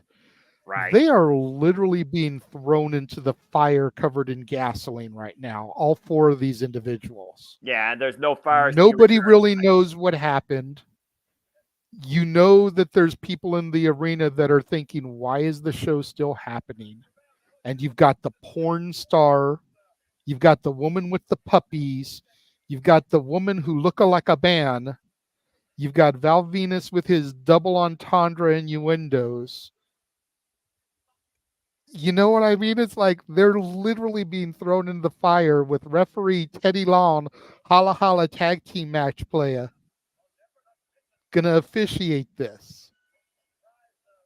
You know, I want to say this is so wrong, but I don't think it justifies my thoughts right now, considering I'm thinking more than just the four people I'm seeing in the ring with Teddy Long. But that's a whole different conversation. Bell reigns are underway. Bell reign. Yeah. Women get out of the ring. It's going to be Jeff Jarrett and Val Venus to start things off. I'm going to do my best to not be the Jeff Jarrett analysis guy of 2024 and focus on the Jeff Jarrett doing this match right now in 1999. And try to be fair, it's pretty much the same Jeff Jarrett, but again, you listen to what he said backstage prior to this match, how he was sending his thoughts and prayers to Owen. Right. It's like it'd been real easy to make him the baby face here. Elbow drop by Val Venus right now against Jeff Jarrett as we continue calling the action, the double underhook. And both arms hooked right now, driving his knees into the mid-set Jeff Jarrett. Beautiful butterfly suplex from Look at the Venus. leg. Far leg gets a near fall. Referee Teddy Long. Great interview with Chris Van Vliet. Irish whip off the ropes. Stuffs need the clothesline. Jeff Jarrett picking up speed. Catching Val Venus. Nice net breaker. Of course, Jarrett, generational talent in his own right. Jarrett name that transcends the wrestling business. Making Val Venus pay for his antics so far with a net breaker. When a country music's biggest star of the course out of the Tennessee area. Nice hyperextension of the arm there as Jarrett dropped back down. Gets a near fall as Nicole Bass comes in the ring to almost break up the pin. Nicole Bass, who was part of Howard Stern's Whack Pack back in the day, along with Beetlejuice, who did work with Jeff Jarrett in WCW. Yeah, a whole different form of the oddities. Nice power slam there by Val Venus. Hook of the leg and gets a 2 count. Able to get the left shoulder up the canvas. It's a very unique circumstance, and that's putting it eloquently. Yeah, for real. Slips out from underneath. Baseball slide through the legs. Oh! Huge spine buster from Venus. And he's going to tag Nicole Bass into the ring. And that means Deborah is legal if she chooses to be. Because Deborah has to come in. It's man versus man. It's woman versus woman. Uh-oh. Where's Joey Styles when we need the cat fight chant? But Deborah McMichael is no match for Nicole Bass. I mean, seriously. This would be like putting Liv Morgan up against China. About to say, Nicole's legs is the size of Deborah's entire upper body. For real. This is a mismatch, to say the least. Okay, that wasn't very wise. A little feisty side of Deborah right now. And now hooking herself on the back of Nicole Bash, trying to take down this giant. And I mean that politely. A sleeper hold applied. Lily being ragdolled towards Jitter's corner. And finally forcing the break. What the hell am I literally? Oh, jeez. But for a big running splash in the corner, and now being driven face first in the top turnbuckle pad. Grabbing a handful of hair, and again creating separation. Now tab made to Jeff Jarrett means Val Venus has to come in. Although Nicole Coyotes, Bass Walter. Coyotes. Looks like Nicole Bass, though, looks like she wants to tear Jeff Jarrett in half. There we go. Referee keeping law and order. We get the tag to Val Venus. Well, again, women versus women, man versus man. And Jeff Jarrett right now taking advantage of Val Venus here. There's the Not Irish to whip. be disrespectful, but there was a lot of controversy back in the day where people swore Nicole Bass was a man. Yeah, I could see why. So they were definitely trying to play into that there. And now it's more commonplace in 2024. Side Russian leg sweep. Nicely Huge done. side Russian. Signature move for Val. Usually he does that before he goes for the money shot. And I'm guessing that's what this You is. see him. Oh, That's just Lord. some gyrating. And I have words, but I'm doing my best to stay 1999 and not go in a dark zone. Big elbow drop. Missed out of the corner off the second rope. Missed. Again, high risk, sometimes no reward. Jeff Jarrett right now grabbing the hair of Val Venus. Big elbow strike. Rebound off the ropes by Jeff Jarrett. Cut the arm. And stroke. At the stroke, the lateral press too, and Bass breaks it up. And the limitations in 1999 versus what you can do in 2024 really shows how far humanity has decayed. Anyway, wait a minute, Deborah's got a guitar. Right but it didn't break at all. The and no strength effect. No of effect. Nicole Bass. And meanwhile, oh dear, Nicole Bass looking to tear the hide off of Deborah, or at least her clothes. Wait a minute, Jeff Jarrett though with the guitar, and he got knows how some to swing puppies it. out here. Wait a minute, Venus. Backdrop suplex, guitar goes flying. Yeah, And now Val going for the top. He's going to go for the money shot here. The Theodore Londo's distracted. Got the Connects. splash cover by Val Venus, and Val and Bass with the win. Have won this mixed tag match. Well, at least in this case, I think we got the answer of who let the dogs out. It was Nicole Bass who let the puppies out on this evening. Quite a unique pairing. Gets the win tonight at Over the Edge. And everyone got a sight to see in more ways than one. Oh Lord. Hey. All right. Well, that's a lockup. Jeez. Val looks like he likes it. Look at Val's lip. I don't know if a female is taking advantage of Val Venus like that. I think Val might need a cold bath, and he might do it with Nicole Bass. As we go backstage with Vince McMahon, who's being hoisted into an ambulance. There's a sight I'm not going to get out of my head for a long time. And Shane McMahon right now, once again. Shane there to taunt and rub it in.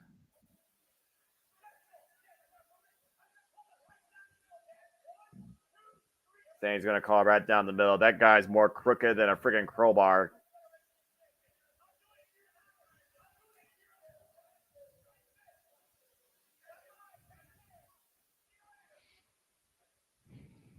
Reeling this angle to a kayfabe ambulance angle.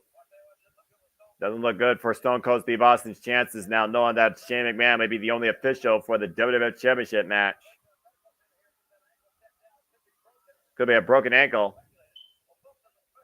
And remember, if you sent your cable or satellite bill, you could get a pewter pendant of The Undertaker for free. The things they did back then. I remember my dad and I actually sent away for quite a few of these little things that they would do back in the day. We, like I said, we didn't order this pay-per-view, so we didn't get this one, but right, we would send away for quite a few of the things. Of course, this event sold out in Kansas City. 18,244 on hand there. Coming up next. Again, going back to what we were talking about during the lull, 18,244 people that you got to give refunds to. Yeah. $19.99 a price of a ticket was a lot cheaper, but let's say on average that's $50 a ticket, because you're going to have the cheap seats and you're going to have the more expensive seats. It would be a business disaster if they did that. It really would have been. 18,000 seats times $50 is $900,000 that they would have lost. Freaking near $1 million. And that's just the show itself for the people that were there. Let's not think about the fact that, again, not exactly buys, the pay-per-view buys. Like if they just literally cut your pay-per-view fee, just beep. What do you think the entire worldwide audience would have thought about that? What about WWF New York? What about the website? What about media outlets? The public news broadcasts. This would have been a huge domino effect, tremendously financially affecting the WWF at the time. From a point, they probably wouldn't be able to come back for a while. Yeah. So again, that's all something that's got to be kept into perspective when people go back and think about, oh, well, they should have just ended it right then and there. Yeah. Yeah. You're easily talking about a $2.5 million loss with pay-per-view, arena ticket sales, and everything else. You're going to lose money on renting the building. You still got to pay for the arena rental. Yeah. You still got to pay for all the arena staff that are on hand for your event. Yeah. Still got to pay the talent that showed up and was willing to do their job. Yeah. At least pay them their downside guarantee. Well, I'm about to say, they want to get the people that already wrestled. You give the winners, losers share of their purse. Right, but the other one. But the rest of the other 5 matches, you've got to at least give their downside guarantee. Right. And then you got to figure guys like Rock, Triple H, Austin, Undertaker had guaranteed money, I'm sure. Well, The Rock and Triple H being the biggest stars in the entire WWF at the time, bigger than Stone Cold and The Undertaker, being perfectly honest. Yeah, there was no way those guys were not going to get paid regardless. The DOWG doing an interview with Kevin Kelly.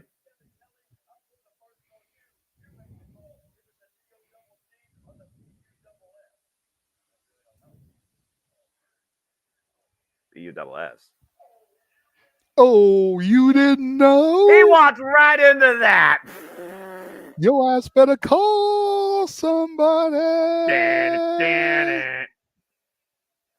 I can't believe he caught me with that too. Kevin Kelly walked right into that.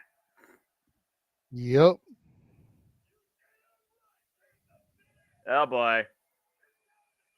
The DOWG with a microphone in hand. That's dangerous. Yep.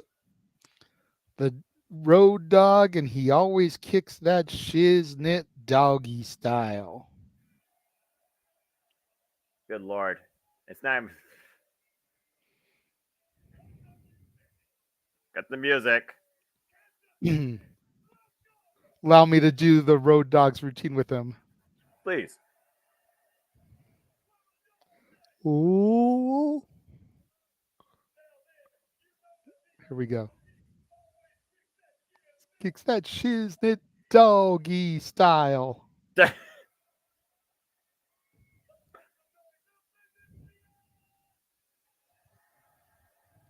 is one way to bring up the crowd's mood. Ladies and gentlemen, boys and girls, children of all ages, D-Generation X, proudly brings to you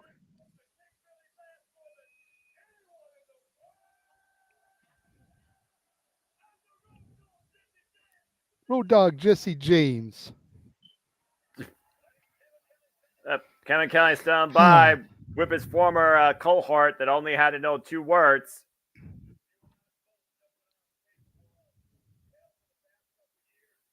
After the fallout with Mr. Ass.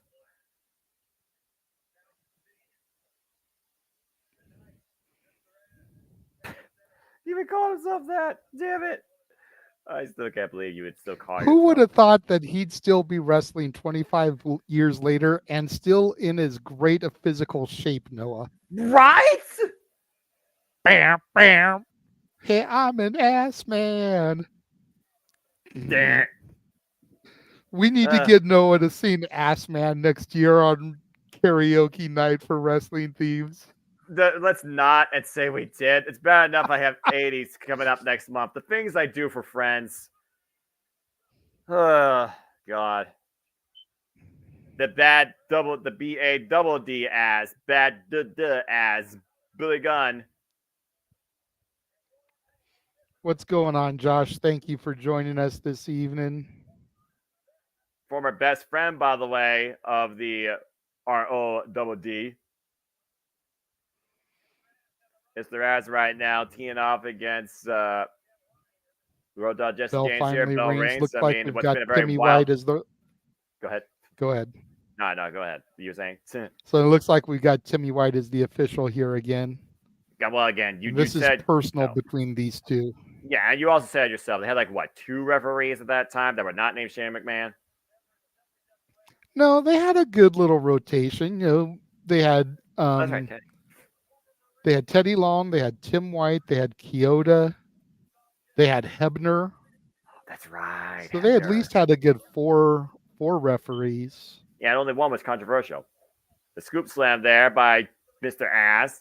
Drops the knee. And that would be Tim White, the one who tried to commit suicide multiple weeks in a row on Raw. Hey, yeah, that was not wise. Josh, private messaged me that question. We're not here about that tonight. We are here reliving the tragedy of the loss of Owen Hart here from Over the Edge 1999. And honoring the Blue Blazer. Off the ropes. Takes him down with the elbow. Back elbow strike. And a clothesline takes Mr. Ass to the outside. This capacity crowd on hand, red hot tonight. Firmly behind Road Dogg Jesse James. And it looks like Mr. Ass wants no more. Trying to distance himself here from his former friend and colleague. Of course, back then there were several... I used to have one of the Road Dogg's Beware of Dog shirts. That's vintage. I mean, again, back then, the WWF had so many great tag teams, though. Oh, yeah, man. I'm not going to take anything away from the tag teams of today. I will even give the Devilish Young Bucks their due. But, man, you look back in my day, you look at the New Age Outlaws, the Acolytes, the Holly Cousins, the Hardys, Edge and Christian, the Dudleys. You know, you look at Harlem Heat, the Steiners, you look at the Outsiders, man, we had some great tag teams back then. Then you move into the Ruthless Aggression era and the world's greatest tag team, Billy and Chuck, Too Cool. Chavo and Eddie Guerrero. Yes, Los Guerreros. And right now, Road Dogg is looking to show Mr. Ass his ass. Instead, showing him his fist in his face. Irish whip here, up the ropes, and front over the top goes Road Dogg to the outside.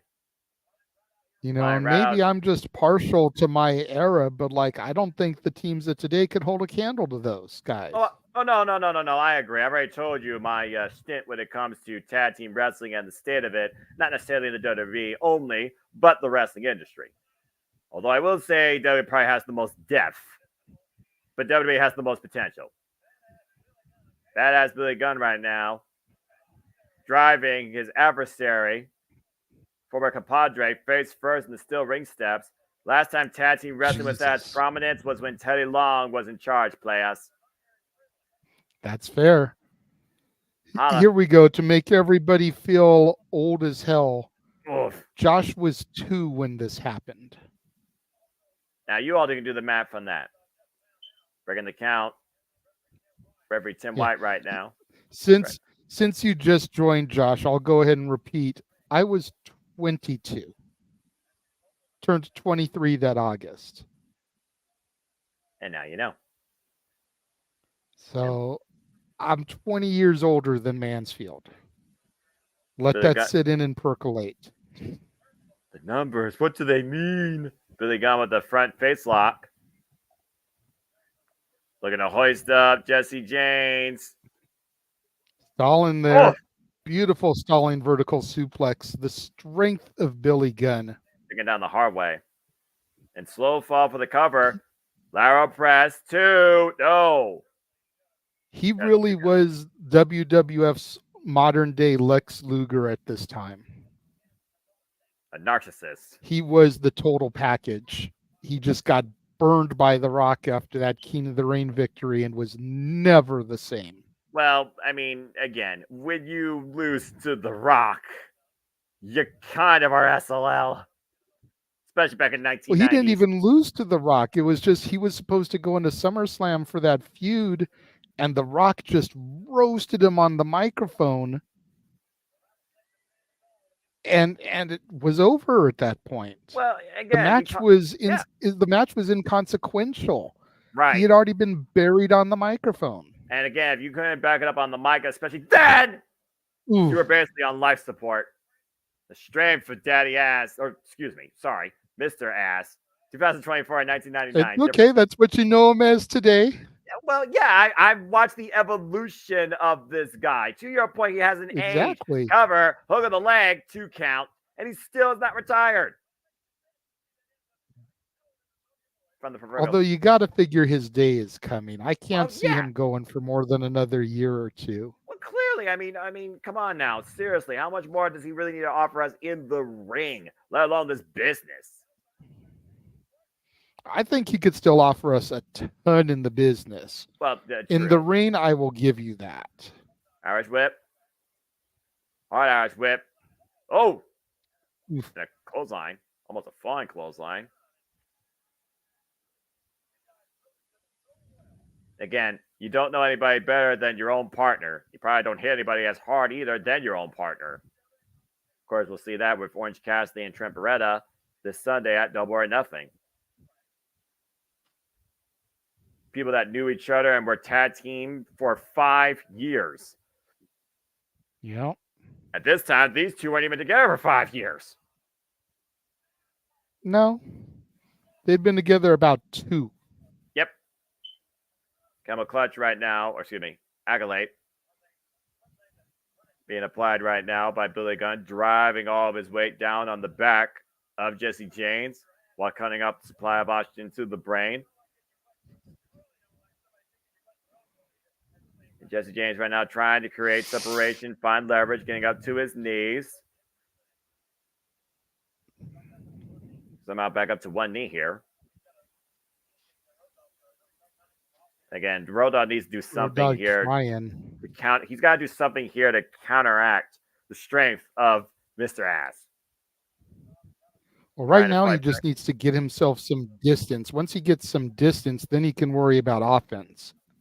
Oof. But as long as he stays close, Billy's got the strength and power advantage over the Road Dogg. Yeah, and to your point, all it took was one net breaker to stop Road Dogg in his tracks. As Raz right now just literally feeding off the ire and the hatred of the crowd. I mean, you don't make money by arguing. You make money by winning. I'm just saying. Even in 1999. Grabbing his boot right now to the side of the head. Very slow, methodical approach. He wants to make sure that he hurts Jesse James and take his time with it. A sleeper hold applied here. He wants to prove that he was the best wrestler in the New Age Outlaws. Road Dogg may have been the showman, but Billy was the better wrestler. I would almost. And this feud right here is really what kind of set Billy on that path. Like we said, this was May. He then won the King of the Ring the next month. And then going into SummerSlam to try and have that fight with The Rock. And that was the whole promo with talking to God. Bob, but my name is Billy. It doesn't matter what your name is. Dead. I remember that promo. And right now, Jesse James might be literally going out here. Tim White drops the arm down once. That arm drops down 3 times. Mr. Az will win via ref stoppage. That's 2. One more time, and that's it for Road Dogg. Oh. No.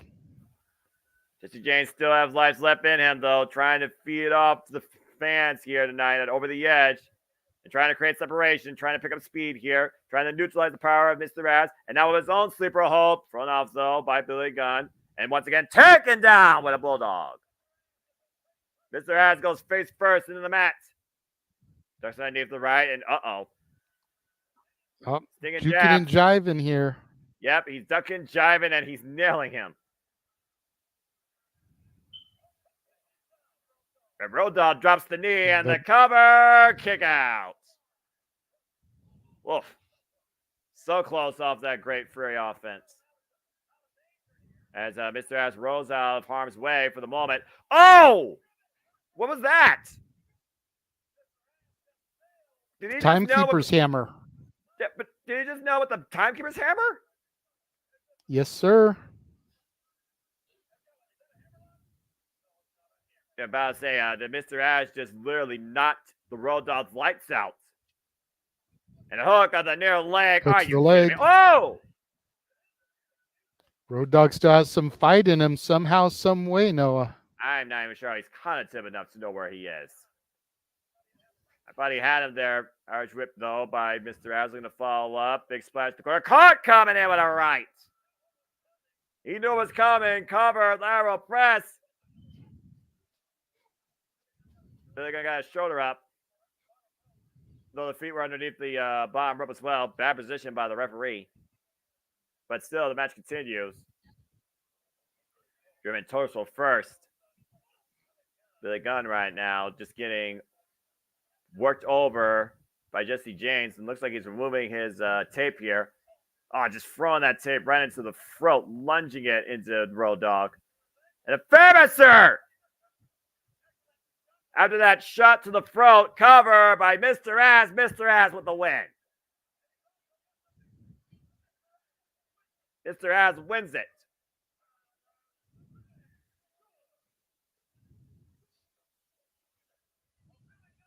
Billy Gunn right now, he did whatever it took. He went to those lengths that he had to put down his partner to steal the victory. And it's funny that you made the comparison earlier to Orange Cassidy and Trent Beretta, because I kind of feel the same way about that match coming up here on Sunday. It's kind of like, if Trent Beretta doesn't win, what are they doing? Exactly. You know what I mean? It's like Billy needed this win to really distance himself from the Road Dogg and to create that separation in the New Age Outlaws. Same thing I feel this Sunday at Double or Nothing. If Trent Beretta doesn't win, they've already screwed it up. Yeah, it's just one of those things where hindsight's 20/20, and I think if someone's going to move forward in a different direction to back up their point towards why they did the decision, then they kind of have to win, their first real final confrontation. And stay tuned more for our thoughts on that match and so much more, folks, right? Because JMN Multiverse of Media, courtesy of me and the Renegade, in collaborations with Superman Studios and Cast the 18 Studios, as we will be doing some predicting for Double or Nothing Saturday following our play-by-play coverage of King and Queen of the Ring, as we're backstage with Michael Cole and Shane McMahon. Yeah, I won't be able to be there for that because I've got to go straight to work after King and Queen of the Ring. So if you want to know my thoughts, check out No DQ's predictions that aired earlier this evening, as I joined that panel last minute and gave my predictions for Double or Nothing on that. Gotcha. Well, of course, everyone knows they can follow me on the social media platforms. I'll have forums for both WWE King, Queen of the Ring, and Double or Nothing. And that's the way you put your names in the league. So be sure to follow me on the social media, folks. Both those forums will be out tomorrow. as we get ready now for 8-man elimination tag team action. And the corporate ministry, did someone, by the way, get the union out of that locker room yet? And move that forklift? We'll have to find out here momentarily as the corporate ministry makes their way to the ring. The contingent of Viscera, the Big Boss Man, Farouk, and Bradshaw. And I miss these acolytes, man, with the Sharpie chest tattoos. Right? Like, I always thought that was so badass. Yeah, you wonder if people actually thought those were real tattoos back then. At first I did. First I did. They had them on there really good, like they never really came off. Well, So I thought that was legit. And I mean, you look at all the other wrestlers that have ink, it would have been easy for that to have been real. The music's playing. Don't see them coming. There they are. And they have got to be there they go. furious. Somebody did let them out. Well, I mean, we had to have a match at some point, right? Of course, the union made up and comprised of Mankind, Ken Shamrock, Big Show, all the way in the back, by the way, and who's the other guy? Test. Yes, thank you, Test. I forgot Test was a thing in 1999. 500 pounds, the biggest athlete in WWF, Big Show. This is Test before he started, quote unquote, dating Stephanie McMahon. Right. Because you got to figure at SummerSlam was the Test and Shane match all about Test dating Stephanie. So that would start up here shortly after this. Right. Well, we got 4-on-4 here. Again, 8-man. Bell rings. Match. So we basically got a Survivor Series match in May. Yep. As they return to the locker room. And this match continues until one team is completely eliminated. And it looks like we're going to start things off with the biggest member of the corporate. And it looks like Test starting. Interesting strategy by both sides here. But considering the corporate ministry only has one, anomaly in Viscera, while you have arguably two over in the union with Test and the Big Show, might as well bring out your heaviest force to cause destruction. Nice power slam there by Viscera. Off the ropes again. Big elbow drop, and Test able to get out of the way here. Test right now fighting back, of course, the Irishman. To your point, the union was formed out of the people that were wrongfully terminated by the corporate ministries head honcho. Oh, God, what a power slam. And that might be it. It's Test eliminated. No. Test got a shoulder up at 2 9/10. That's pretty impressive right there after that power slam, especially with all that weight coming down on you, the size of Viscera. The drop kick takes Viscera off his feet. And Test right now trying to take down the entire corporate ministry. Might later regret that. The belly. Ooh. Big belly to Huge belly. belly to belly from Viscera. Yeah, big quote unquote. The Tad to Bradshaw now. Dropping Test with that elbow to the back. Inside Russian leg sweep. Floats over, lateral press, and 2 count again on Test. That's not right now. Might need to make a tag to one of his members in the union. Test needs a clothesline. Dodges the clothesline from hell. Drives a big boot to the face of Bradshaw. And Bradshaw, wait a minute. Oh! Double leg takedown. Just teeing off against Test now. Again, we know Bradshaw loves to fight. Doesn't matter what freaking identity Bradshaw is. He does love to fight. Whether it's in a bar or in a ring. Oh, yeah. This was my Bradshaw, though, dude, for real. Right?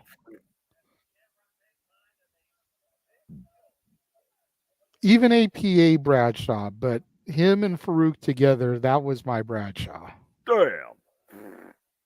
Well, hey, I as long as hated you the had plenty. JBL gimmick, but then again, you were supposed to hate it. So. Well, of course, cover. Nice too. scoop slam. Of course, he was everything that every common person hated, a pompous rich man. Worse than that, he was a Republican. Off the ropes, back elbow strike. If you know, you know, folks. Oh. I try to stay out of the politics here. That's Kane fair. is a Republican too, but I mean, you know. Yeah. Well, again, I'm not political. I'm simple.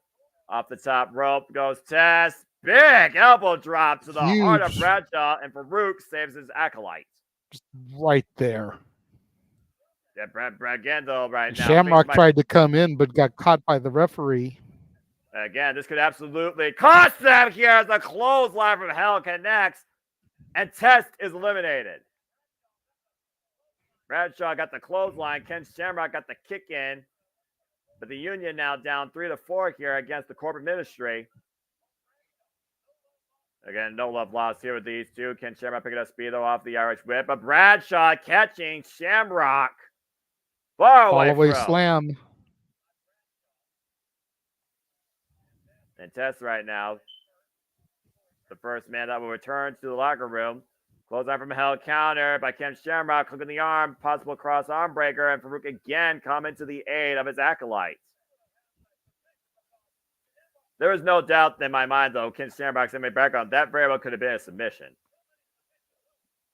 Ken Shamrock so definitely. diverse, If he'd been able to get that locked in, huge head scissors. And discipline in the Lion's Den. Oh, there it is. There it is. Takes the arm down. Uh-oh. And transition to the ankle lock. And that ankle lock is in, and Bradshaw submits. Bradshaw eliminated. We are down 3-3. Now it's Farouk and Shamrock. Big power slam by Farouk. The cover. Oh, their fall. And we're back to an even playing field for the time being. Viscera tagged back in. The guy that started the match here. Big Show has yet to come into play, actually, which I think is very smart strategy by the Union. Again, look at the size of Viscera. Oof. Side slam, cover, 2 count. Shamrock reaching down deep in whatever reserve that he had to kick out of there.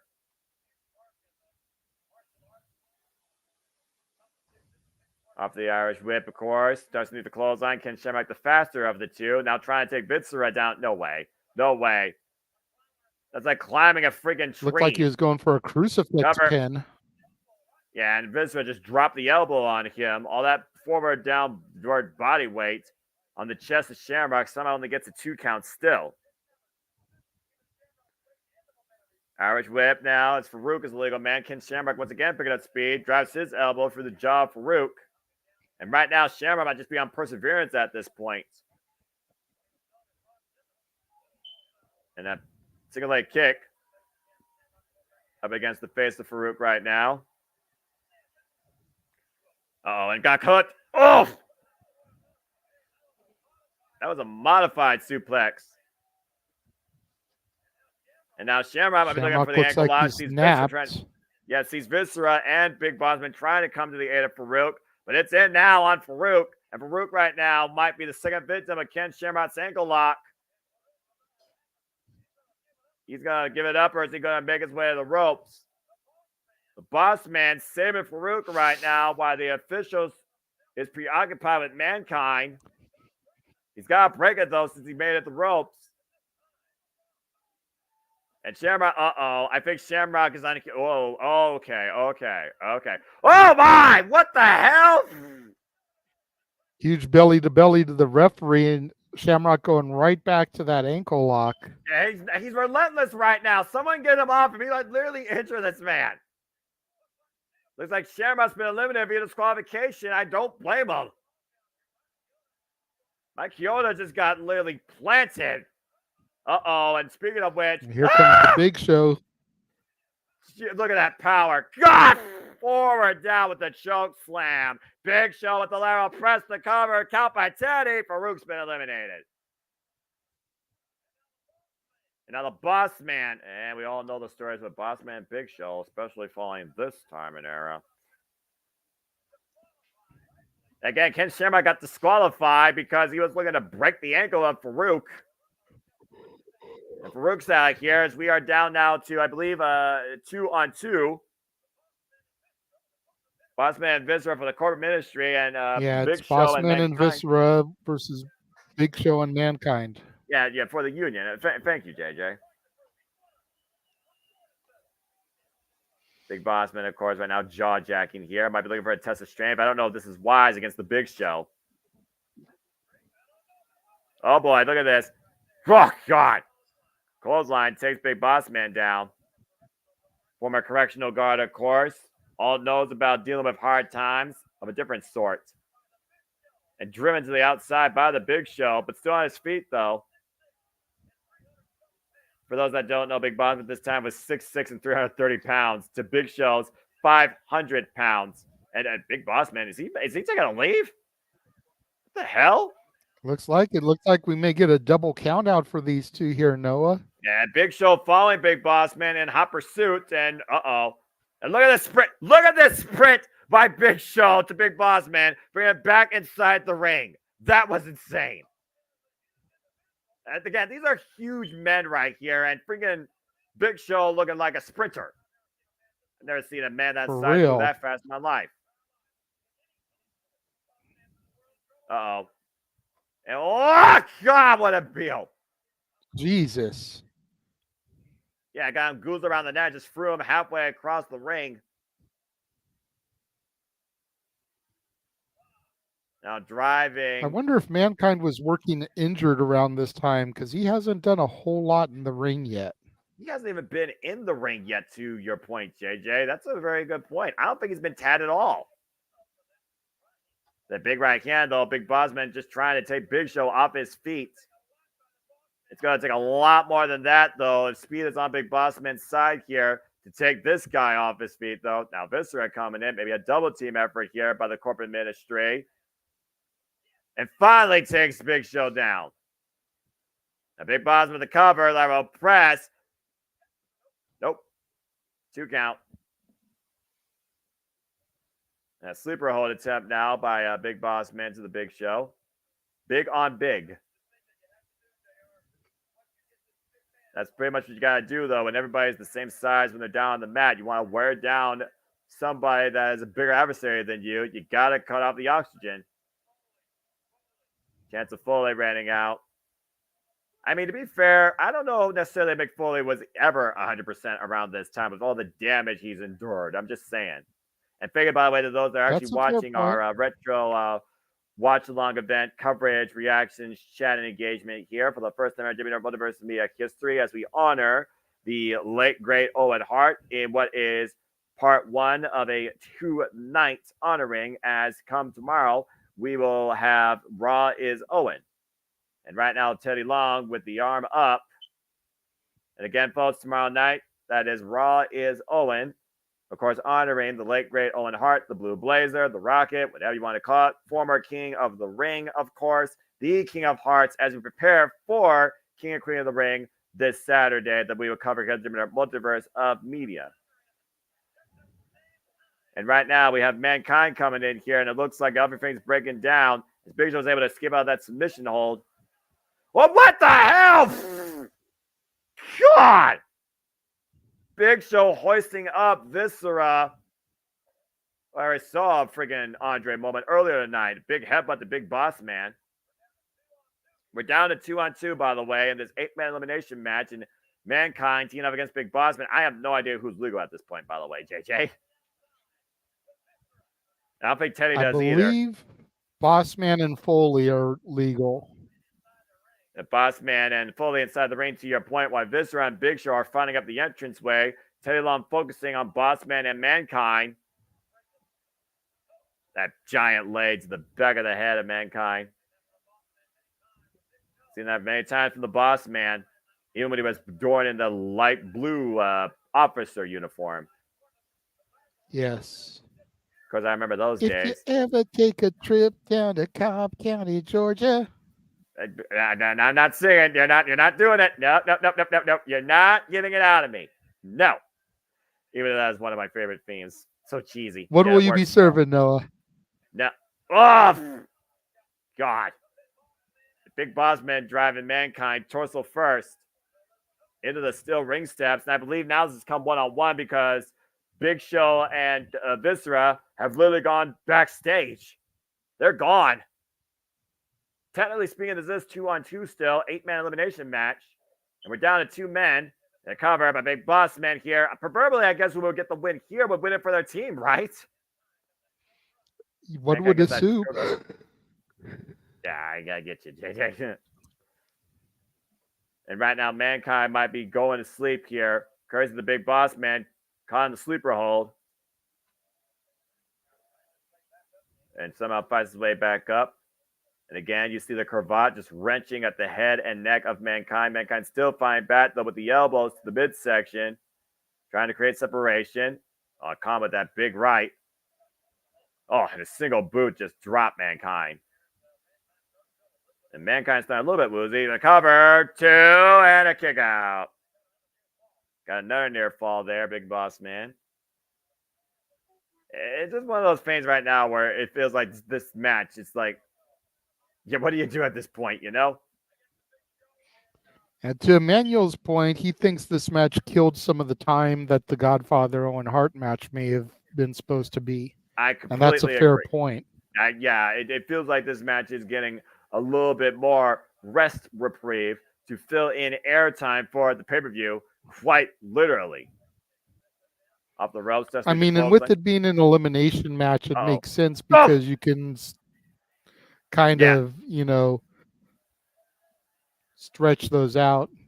The double iron DDT. Well, to also that point, I believe there's only 2 matches left after this. Oh, no. Oh, yes. It's Sucko down the throat of Big Boss Man. Incapacitating Mr. him. Sacco. And the referee's calling it. And the Union has won this 8-man elimination match.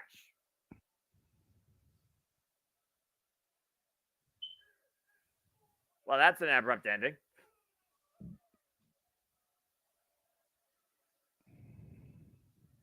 Well, the Union gets the win here as Mankind gets the win for his team. Incapacitating Big Boss Man with assist from Mr. Sacco. Referees were down. I still don't think Mike Chioda woke up yet. The man got counted out. Farouk's probably got a bad ankle. And I still don't know what the hell happened to Big Show and Viscera. Yeah, it doesn't matter. Yeah, that's fair. Did they go back with JR?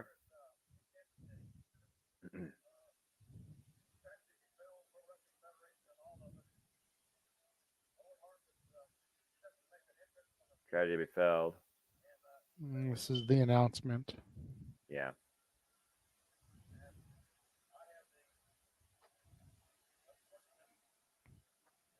I have the unfortunate responsibility to let everyone know that Owen Hart has passed away.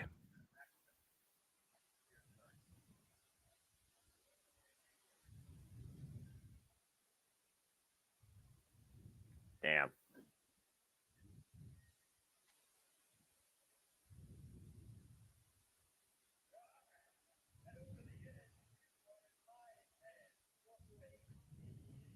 As we move towards a much more volatile situation that is literally alive and breathing with The Rock and Triple H.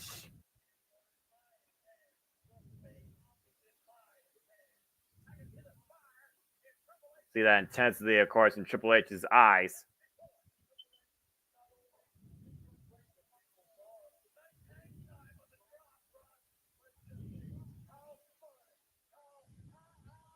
As these 2 men right now are just teeing up here in this video package.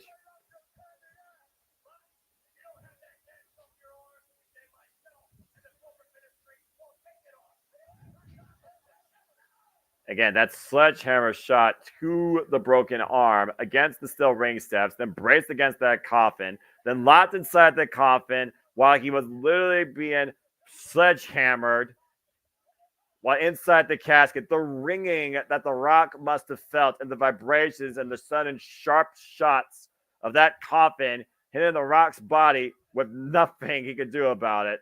That just goes beyond sadistic. He literally broke the coffin lid. Oof, man, he was bludgeoning and bleeding too. Oh, the physical punishment that The Rock faced. Oh, here we go.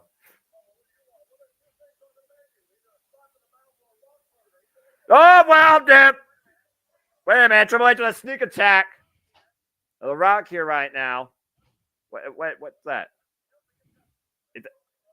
Surgical scissors? Is he cutting away the cast? Oh, Mankind now coming in. The Rock's aid. Looking at The Rock was literally about to get his cast taken off in China with a shot to the back. Oh! An iron pipe now to the back of the head of Mankind.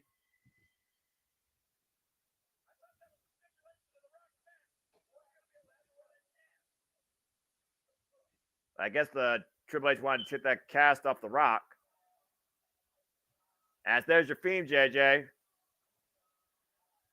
Yes, sir. Those are wondering why he may be quiet. For those that don't know, it is 12:26 a.m. Eastern Standard Time, 9:26 p.m. Pacific Time. We are all tired as bleep, have work in the morning, and we're sticking this thing out to the end. And thank you for those that are also crazy like us and enduring and tuning in. We love and appreciate all of you. Yeah, absolutely. Of course, we have Triple You H coming guys, out. we say it all the time. You guys are why we do it. No matter how fatigued we might be, because I'll tell you right now, I'm fatigued as shit. But I'll be damned if I'm not going to finish this. Of course, we know after this, there's only one match left as Stone Cold Steve Austin will defend the WWF Championship against The Undertaker. Special guest referee only one, it seems, Shane McMahon. Prior to that, though, we got The Rock and Triple H going one-on-one, but Triple H looks to destroy The Rock and his arm in the process. China, of course, the knife wonder of the world, standing as only she can, opposing beyond all belief. And the referee for this match, to your point, JJ, Earl Hebner. Yes, sir. Oh, boy. Nothing controversial happened at all here, I'm sure. Of course not. It's only Earl Hebner. Kind of freaking gladiator before Mad Max was a thing. R.I.P. Joni. Man, he really did have that voice back then. Rock! Good grief.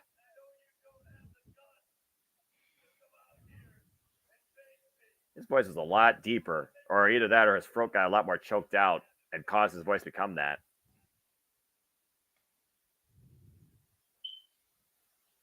It looks like Triple H might be calling to see if Rock even is going to come out here.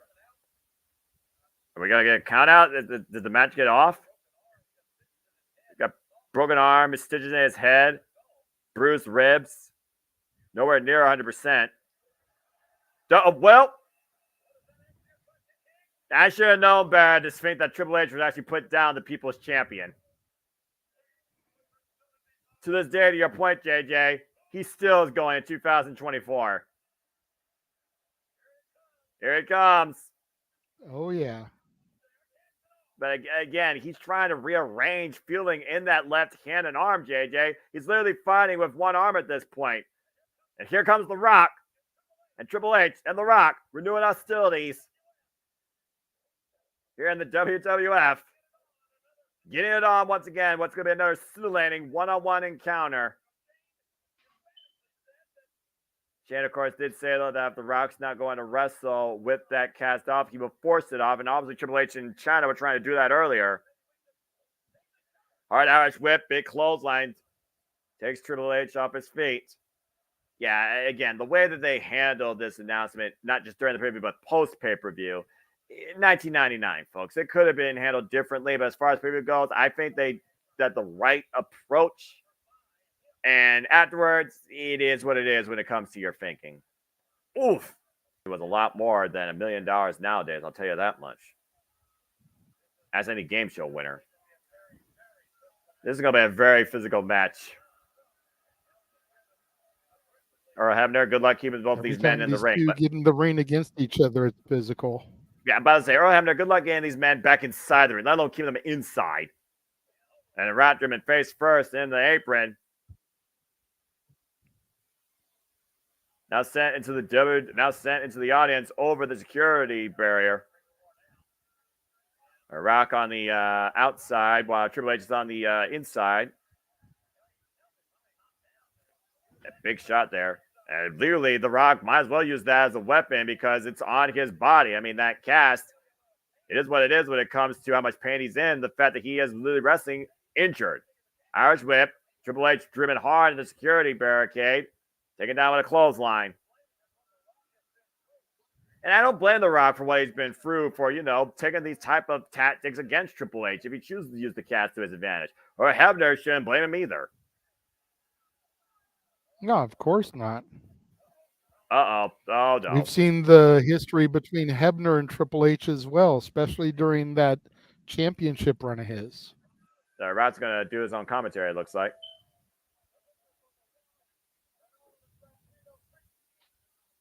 Oh, look out. Watch out. Hugo Savinovich.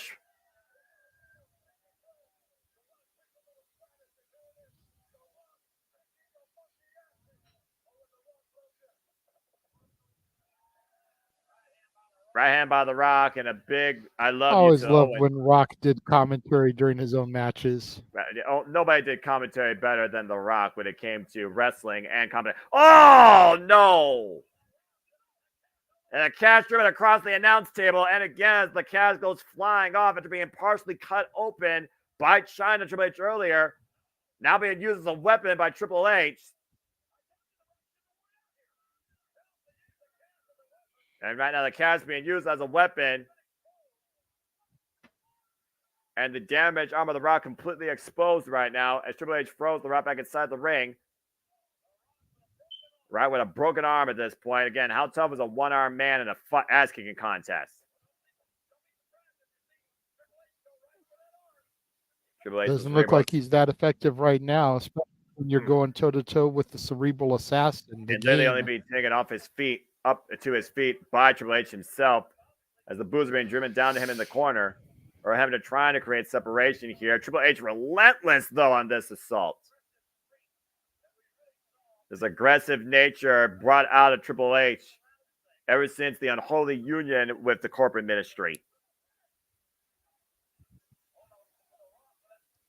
And right now, Earl Hebner admonishing Triple H, trying to create some separation and regain some law and order here. Again, good luck to Earl Hebner. Right. Fans trying to get behind The Rock, trying to get him back inside this match. Triple H and The Rock right now teeing off, and The Rock trying to get the better of Triple H. Kick to the midsection, though, stops that. Attempted offense. Rock hoisting on Triple H, though. Big Samoan drop. And the cover by Rock and gets a near fall. Good high-impact maneuver that the Rock can deliver there with his arm being bandaged up. Yeah, I'm about to say, with one arm, if nothing else. Again, shout out to a High Chief, of course, Maivia, Rock's father. Just need to close that again. Rock with that speed. Runs, though, into Triple H's knee. Caught The Rock in the face. Rock's cover, hook of the grandfather. leg. Near fall for the cerebral assassin. Of course, China is also there at ringside. The ninth wonder of the world. And a difference maker, to say the least. Oh, wait a minute. China right now. Oh, come on! China right now assaulting The Rock's left arm. Earl, you need to get rid of her. And right now, literally China paying dividends for the corporate ministry. Oh, God, that's right. The audacity of that woman. Again, I understand, exacting some revenge and helping an agenda, but the man's wrestling with a broken arm for Pete's sake.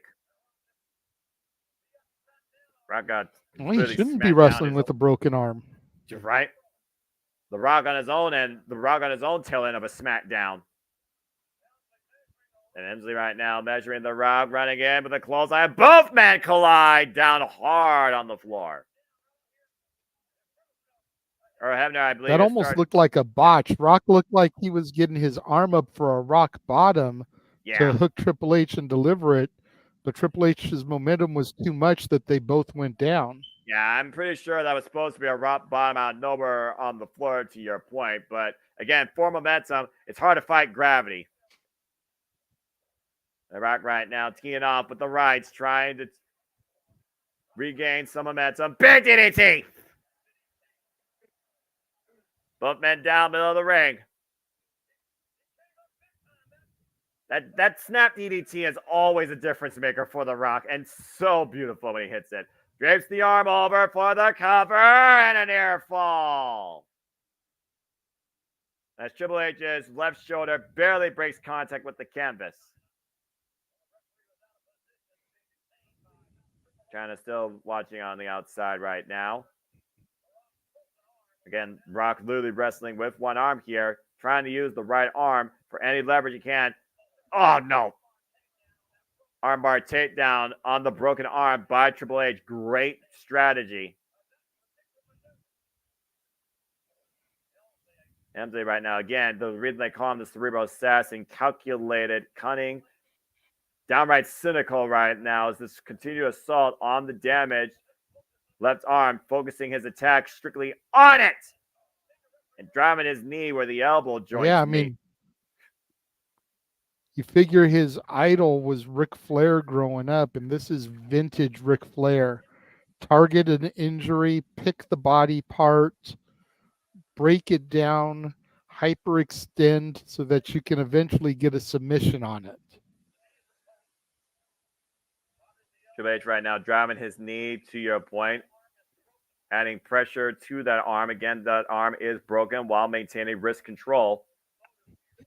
And Rock right now trying to get back up to his feet, trying to create some leverage, find a way to separate himself from Triple H, who just rips his arm down on the mat.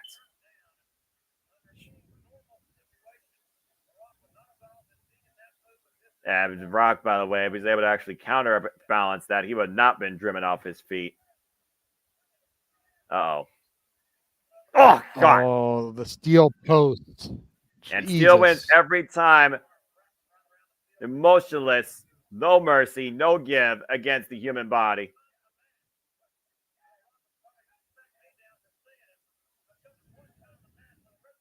At this point, though, I do wonder when the referee actually steps into play for the safety and well-being of the athletes versus the pride of them.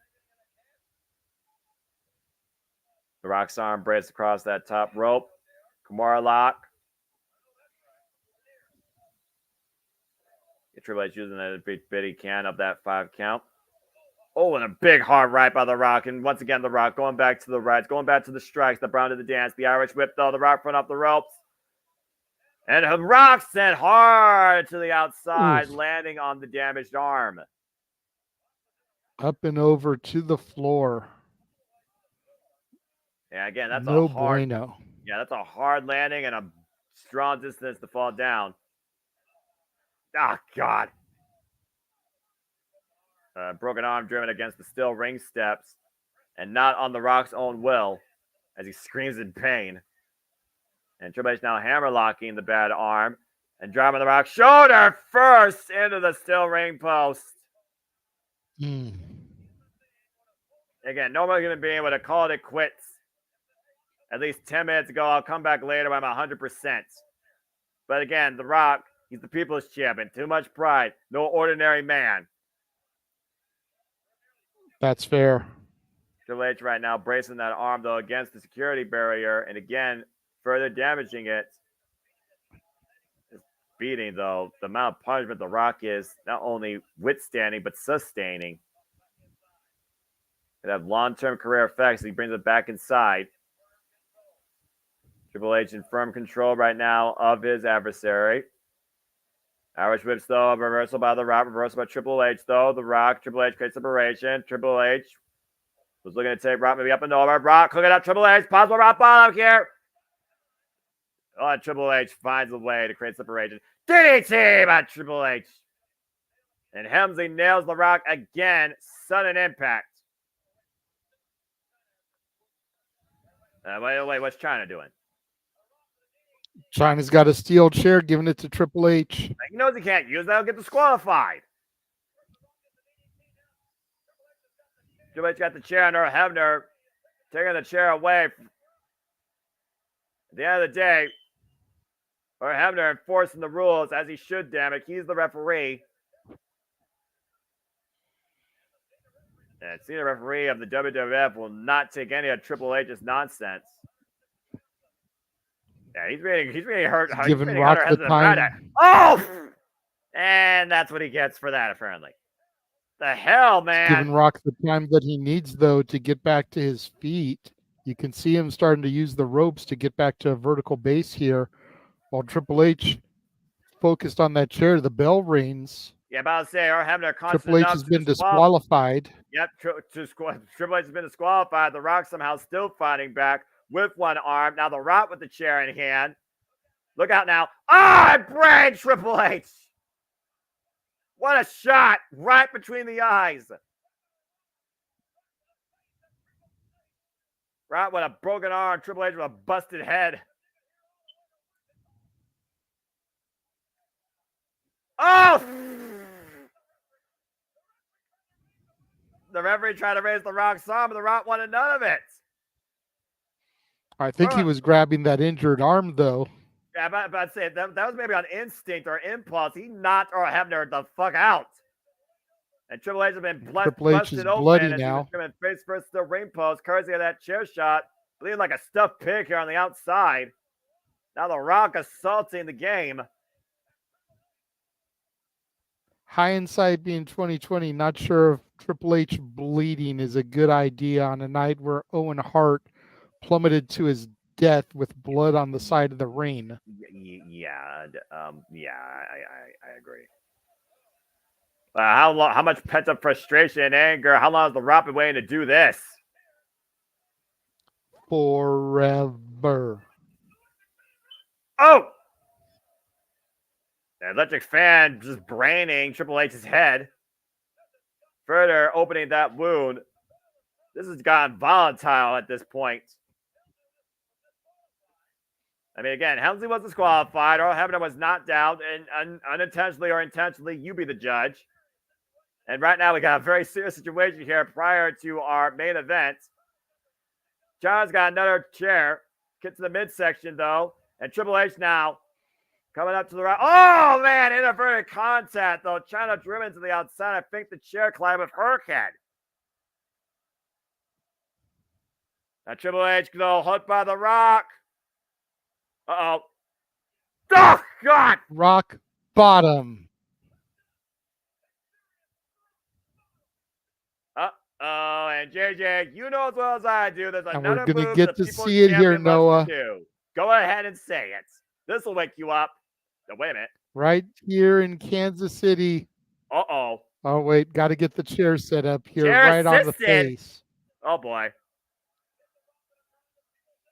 With a bad arm? Rock throws the elbow pad. It's time, Noah, for the most electrifying move in sports entertainment, but China trips up the leg.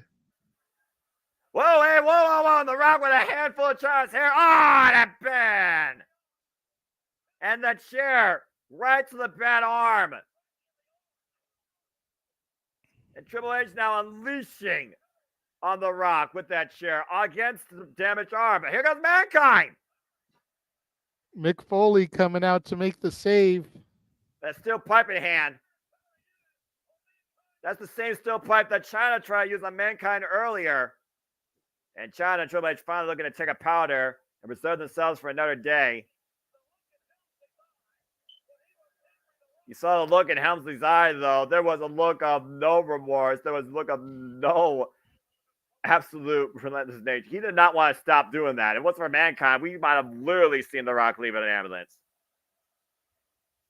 Well, you didn't get to call it People's Elbow, but you do see the People's Champion standing tall, grasping his left arm, winning this proverbial match via disqualification.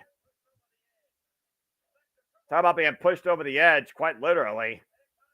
I'm not sure who was pushed over the edge more, The Rock or Triple H.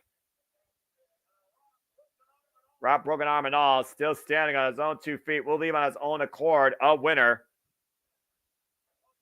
But folks, coming up next, Yeah, about to say, you want to go ahead and take this one?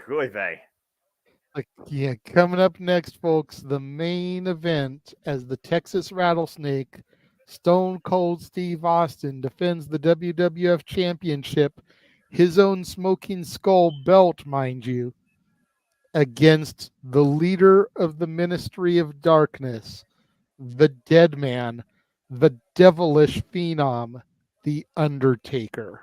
Of course, this all was brought when a dark matrimony was almost made at the expense of Stephanie McMahon after she was kidnapped. And Vince literally went to Stone Cold for assistance. In the end, Stone Cold was not going to allow this unholy union to happen. And he saved Stephanie McMahon from the Ministry of Darkness. It's a nice day for a black wedding. As Vince McMahon was reunited with his princess, his daughter, Stephanie McMahon, courtesy of his greatest rival, the Texas Rattlesnake, Stone Cold Steve Austin. As the corporate ministry was formed.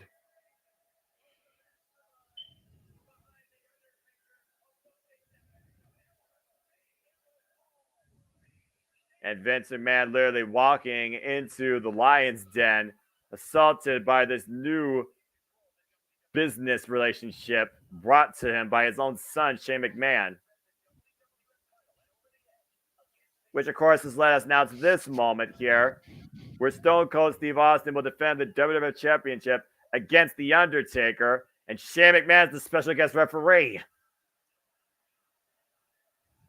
As we're looking at this video package here prior, we've seen Stone Cold thrown off stage, screwed in matches, braced up to the Undertaker symbol.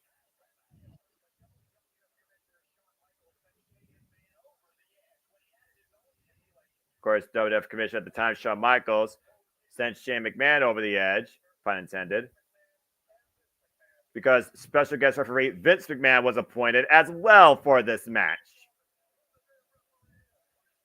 Got to make it fair. It's one of those things, though, at this point that we don't know who truly has all the power, all the control. Where is law and order? Is there fairness here? According to Shane McMahon, there isn't none unless the corporate ministry are the ones making those rules and decisions.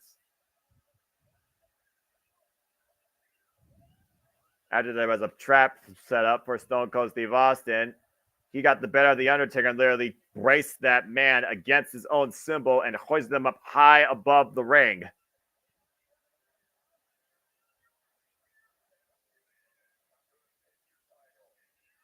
Again, folks, we're just going to this video package here.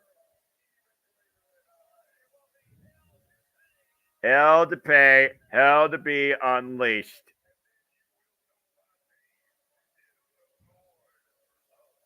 Will the Lord of Darkness come to light as the new WWF champion, courtesy of special guest referee Shane McMahon? Oh boy. Well, Shane McMahon's done everything possible this entire night to ensure that the corporate ministry has every tool available in their arsenal to make sure that The Undertaker will leave with the WWF title.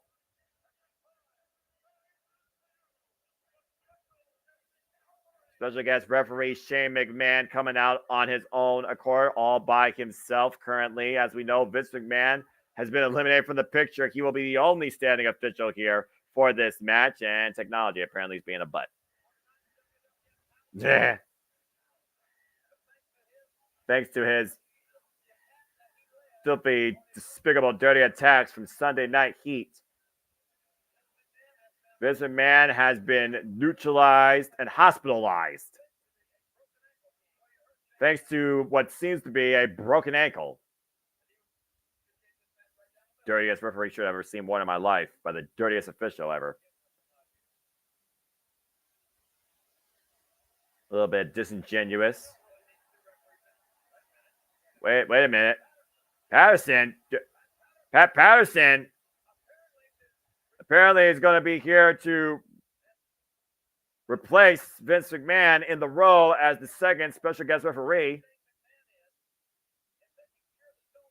and making sure that Stone Cold is not screwed out of the WWE Championship. Whoa, whoa, whoa, whoa. Patterson may be 58 years old, but he is the inaugural WWF Intercontinental Champion. He will not take Shane McMahon's bullcrap. As we wait for the challenger to enter into the arena. I wonder if JJ actually fell asleep. Which I wouldn't blame him, God bless him. We had technology issues, I'm not sure.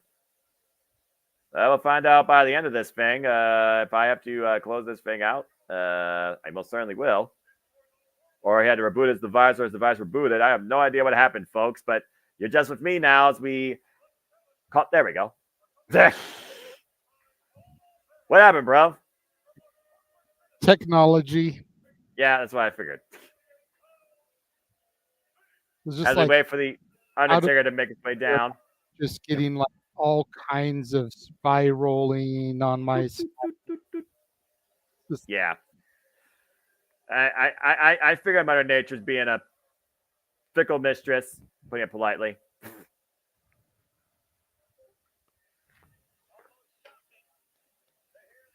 All right.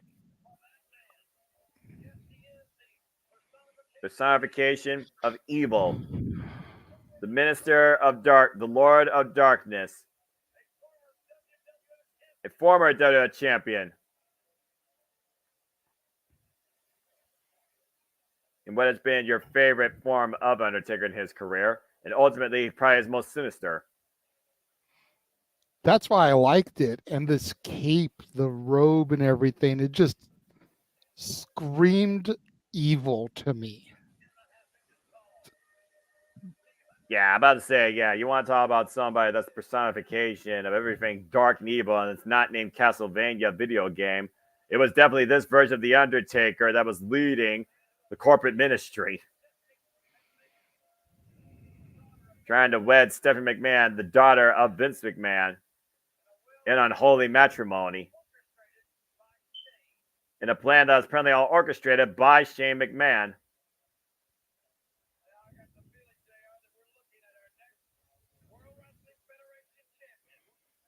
See Paul Bearer, of course, also in Undertaker's corner. There's a very real possibility that Undertaker might be leaving this event, the WWF champion, once again.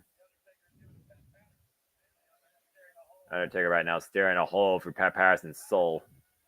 The first ever WWF Intercontinental champion, of course, back in 79. Yes. Again, with my love for that championship, the particular white leather strap, I don't care about the new one. I have to know the history of the Intercontinental Championship to a degree. Uh-oh, wait a minute. Uh-oh. And the match hasn't even started. Oh, no. Oh, God, come on. Well, Pat Patterson was just playing with a choke slam, so I guess we're back down to one official again. Don't wait a minute. Oh, boy.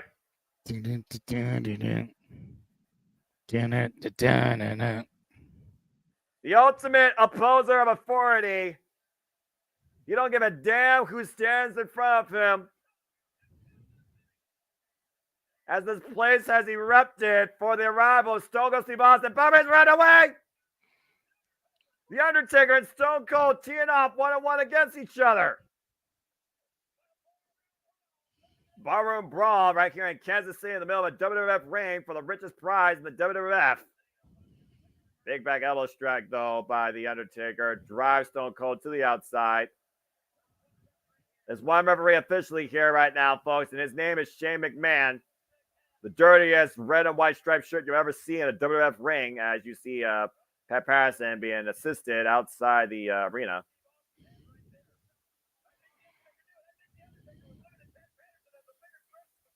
Undertaker right now. Oh! Good job by the Rattlesnake there, countering Undertaker, using the ropes. Going up top. The big flying clothesline by the Rattlesnake. Good the cover by Shane. Counts to 2. Undertaker How kicked often out. do you see Austin come off the top rope like that? Like Jesus. I'm about to say, little to none. Even back then, I don't remember Stone Cold flying off the ropes. You see right now, he's just stomping a mud hole in Undertaker and walking it dry. For the boost him, and Stone Cold reminding Shane McMahon exactly what he thinks of him. Just telling him that he's number one. Well, again, Stone Cold also knows he can't lay a hand on Shane McMahon. He can show him the finger all he wants, but he can't lay a hand on him or he risks getting disqualified. If he does, he loses the WWF Championship. Shane McMahon said that himself. It's accurate. Oh, man, the Undertaker taking a cheap shot from behind right to the throat. Again, we talked about it before. It would be breach of contract earlier if Stone Cold didn't compete unless Vince McMahon was willing to take that spot. It would also be breach of contract here right now if Stone Cold puts his hands on the official in this match.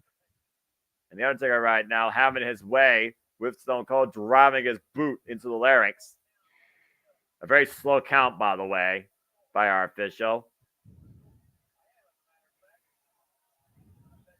Undertaker, of course, looking to take his time here against Stone Cold Steve Austin, looking to claim his second ever WWF Championship.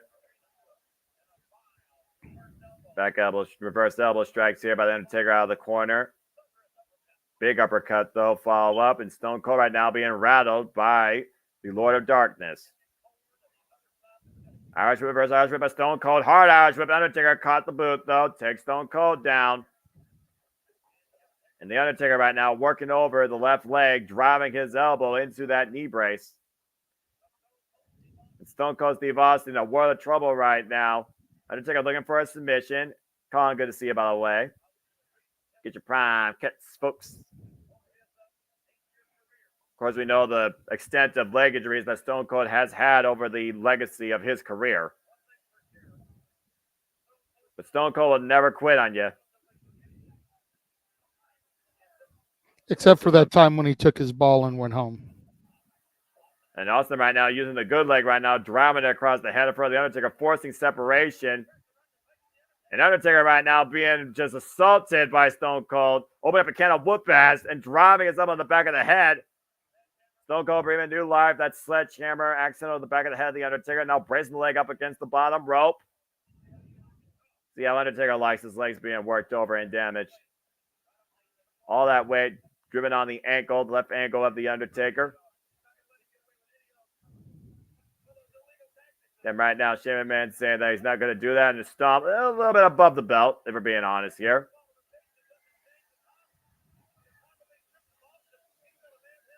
Again, let's keep in mind, though, there is a loophole to this. Champion's advantage. Title can let his hands be a pinfall or submission, or if he touches the official. If Stone Cold gets disqualified, he keeps the championship. And Shane can't do nothing about that.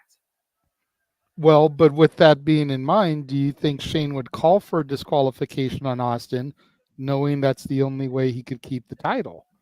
Or would he allow Austin to keep going in an attempt to allow the Undertaker to find a way to win?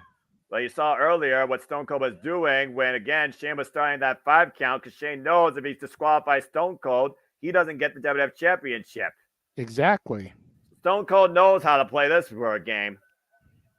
Playing the elbow, even though it's going to be a very difficult game to win, he knows how long he can draw this out because Shane only has so much power to decide the WWF Championship. As long as Undertaker doesn't get Stone Cold trapped in a pinfall or submission, Stone Cold has the advantage. Undertaker teeing up against Stone Cold here on the outside. Shots to the midsection. Fingers extended right underneath the jawline of the Texas Rattlesnake. Austin right now probably have a hard time swallowing after this. Guzzling down those Steve Weisers. What? Irish whip, reverse Irish whip. And Undertaker sent knee first in the steel ring steps. The Phenom right now driven knees first into the steps. Both men on the outside. Again, Tyler cannot change hands via count. Shane McMahon's trying to bring both men back inside and trying to help the Undertaker for that matter as well. Look at Shane McMahon trying to pull away the Undertaker here. Again, Stone Cold can't touch Shane, but he can pull away the Undertaker all he wants.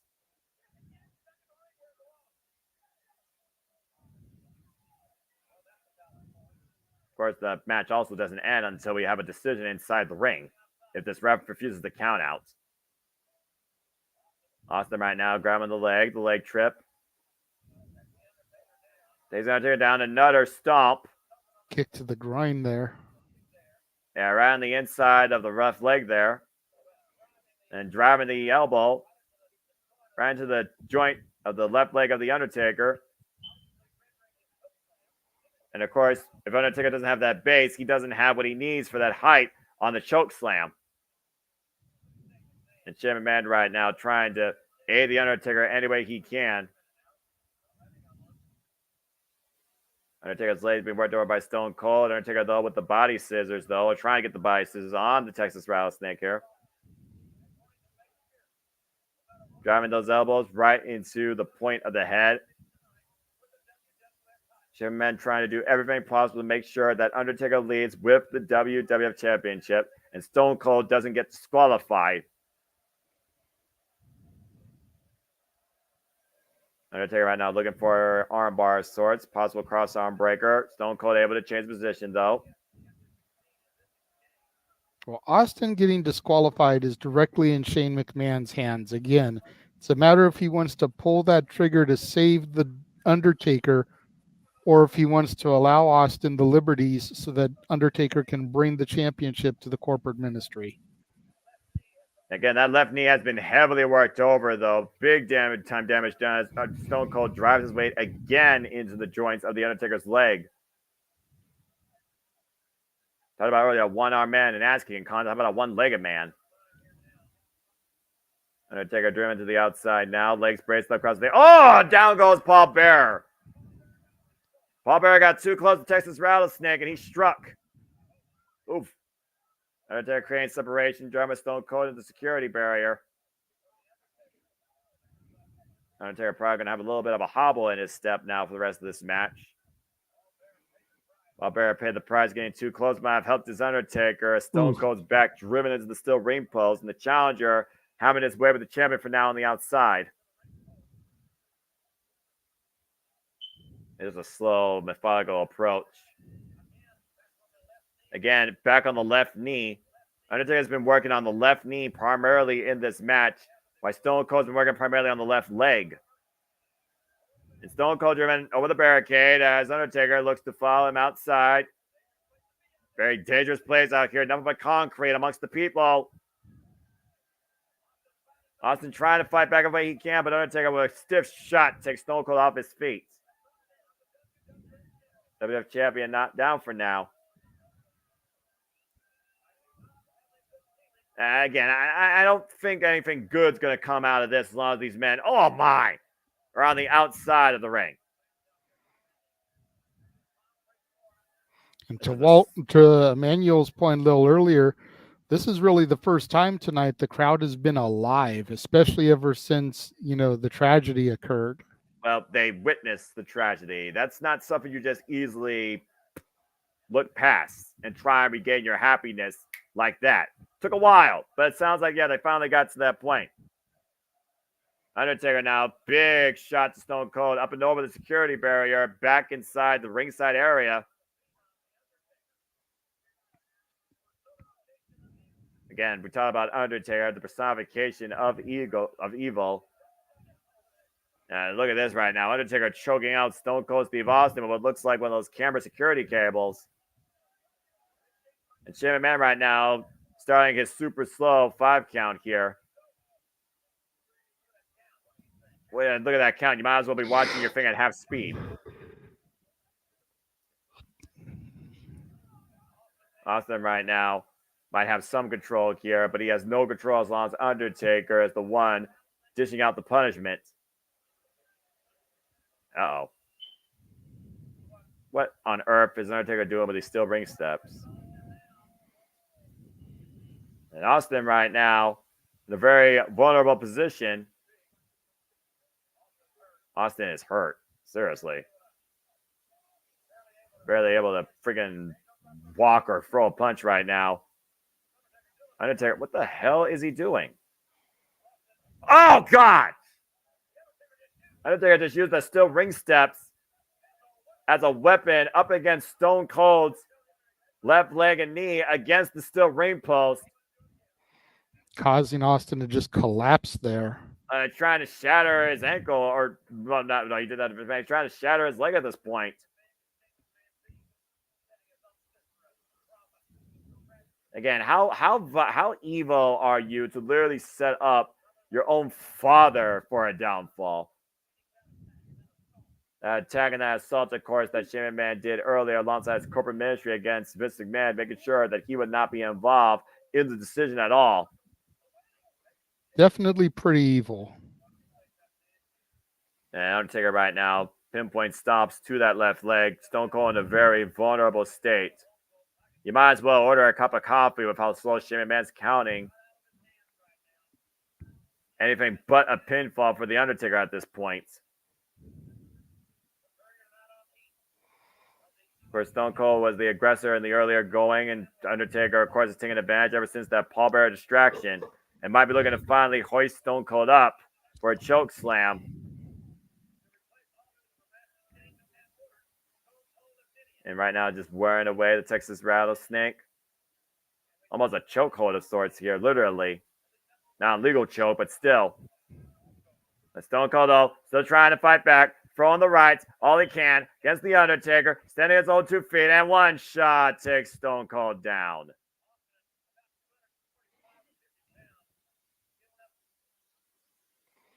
Of course, if you look at the height differential here, Undertaker with about maybe 3 inches on Stone Cold. The weight differential in favor of The Undertaker as well.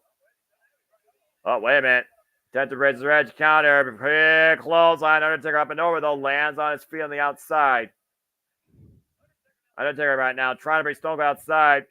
But Stone Cold with enough power on those legs drives Undertaker over the announce table. What the hell? Oh! Austin got The Undertaker right now in a very precarious spot. Laid out across the announce table. Undertaker face first. And again, Shane McMahon can start his count all he wants. But again, he knows he can't disqualify Stone Cold if he wants to try and seize the WWF Championship. Undertaker on one leg. Stone Cold on one leg. And Undertaker literally driven face first in the English announce table, I believe. And what lengths will Shane McMahon do as the official to try and make sure Stone Cold loses the title versus what lengths Stone Cold and Undertaker will do to come out with the WWF title? Irish whip, Undertaker thrown off, Undertaker picking up speed, though, doesn't hit a clothesline. Lupez press countered! Oh, great counter by Undertaker there, turning it into a spine buster. Spine on the pine, vicious spine on the pine. You see Stone Cold grasping his head immediately off that. It definitely surprised me. I've never seen a counter like that. The Lupez press countered into a spine buster. That's an incredible stop of momentum right there, and a show of strength. For Shane McMahon again, he holds the power decision in his hands. Oh my gosh. That Paul Bearer right now with the shoe in his hand. Literally crowning Stone Cold Steve Austin.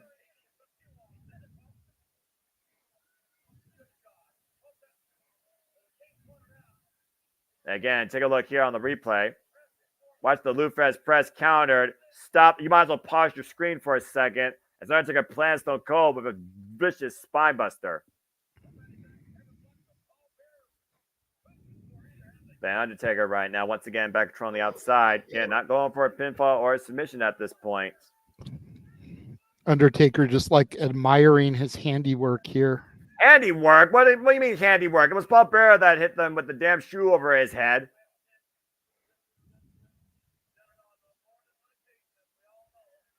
And Undertaker right now and Stone Cold once again back on the outside. Undertaker just teeing off against Stone Cold Steve Austin with the security barrier, the only thing keeping Stone Cold off his feet at this point. And champion right now is reeling. Up. Stone Cold, though, is trying to fight back, driving the Undertaker face first security barrier, and once again trying to get the better of his challenger, bringing him even further away from the ring, teeing off with a big right. Down goes the Undertaker. And Austin right now letting Shane McMahon know, screw you. maybe the arbiter, but I'm the decider at this point how far I'm willing to take this. Again, can't be counted out. Undertaker punching the set. Right for that glass of sorts. And Undertaker's head went for another one of those hanging panes of glass. Undertaker's head literally got crowned. A lot of broken glass out there. A dangerous area for all three men. Now driven into literally part of the staging. And these guys are way far away from the ring at this point. You might as well make this false count anywhere. Nothing but concrete and steel out there. Brawling out by the production area now. And Austin right now, again, teeing off against the Undertaker, up against that concrete. And those bleachers tarped up.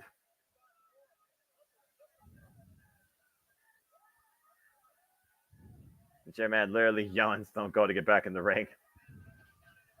Again, he's not going to count anybody out. This match would have ended eons ago if this was a regular official.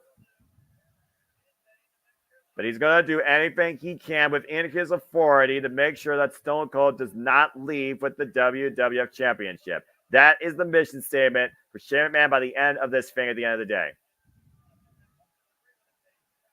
And right now, Undertaker really reeling at this point, and Stone Cold looking to send the Undertaker for a ride across that gurney. Whee! And that elbow driven right down across the head. And again, Undertaker laid out across the concrete floor, but again, you can't get a pinfall or submission out there. He was rolling 2 years before he even used that song. I was about to say, Limp Bizkit was 2001 when they got famous for that song.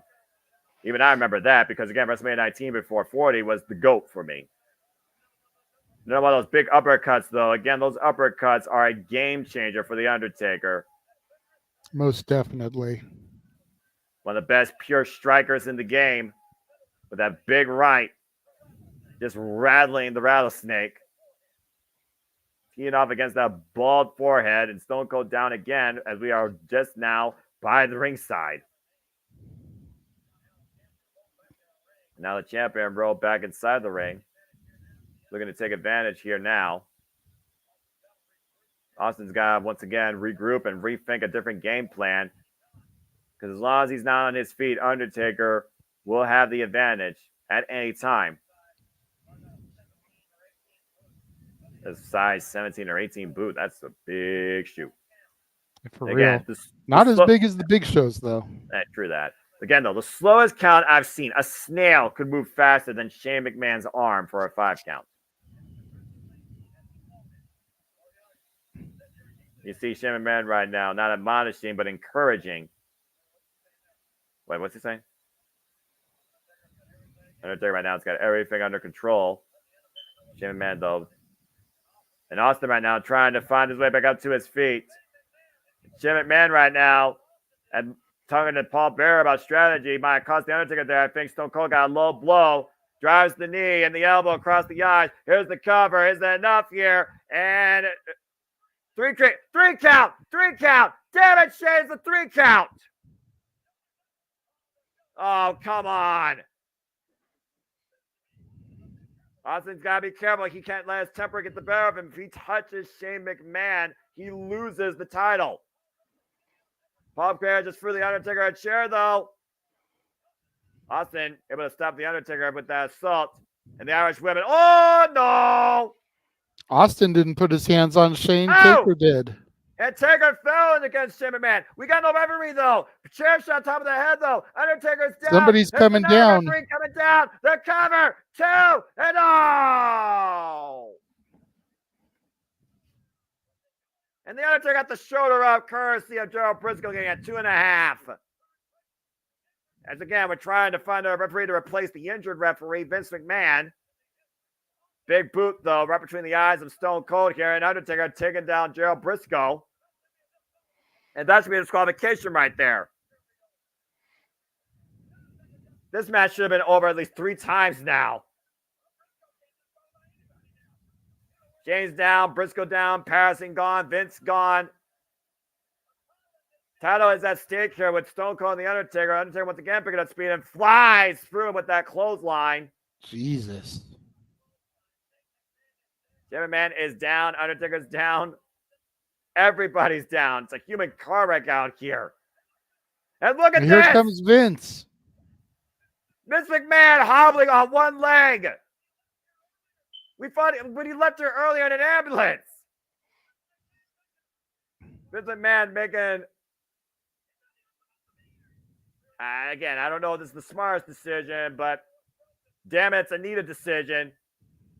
Broken leg or not, hurting or not, Vince McMahon is going to come out here and do his job and preserve the entirety of the WWF Championship.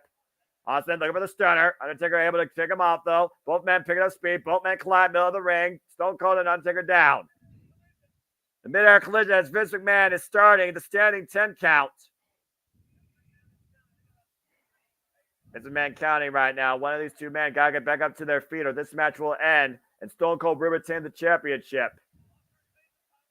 Austin will retain the title on a count out. Both men sit up.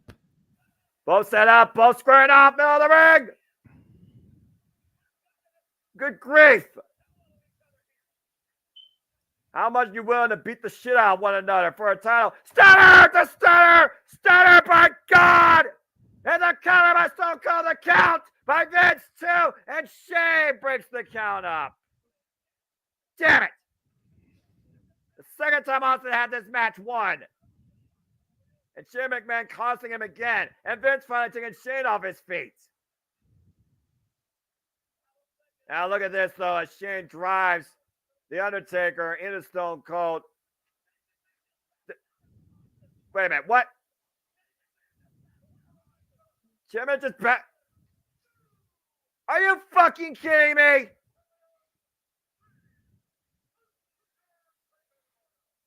Shane McMahon pushed Stone Cold Steve Austin into The Undertaker.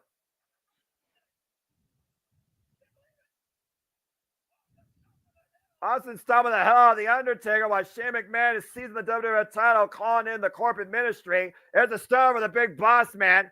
And now, Minion, you're going to get one. Austin's going to fight for his life, but Austin is no longer the WWF champion. There come Farouk and Bradshaw, the acolytes.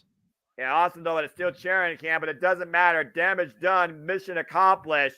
Shane McMahon and the corporate ministry are now in possession of the WWF Championship. The WWF has been seized and taken over. And we got a new WWF champion. What the hell is going to happen next? As that's it for tonight's Part 1 presentation. For the American Wrestling, JJ Wins, listen Noah Foster, RIP Owen Hart. Thank you, everybody, for tuning in. We hope to see you tomorrow night for Part 2 of this retro watch-along event as we bring you Raw is On. But that being said, JJ, close this freaking thing out. I'm tired of shit. Well, I do want to take just a moment to touch on, again, hindsight being 2020. I think they should have had Austin retain the title on this show. Yeah, I agree. I've pointed it out to us in private. I've even pointed it out a couple times when hyping this on open mic night. But the Devil just won the championship on a night where Owen Hart passed away in the ring.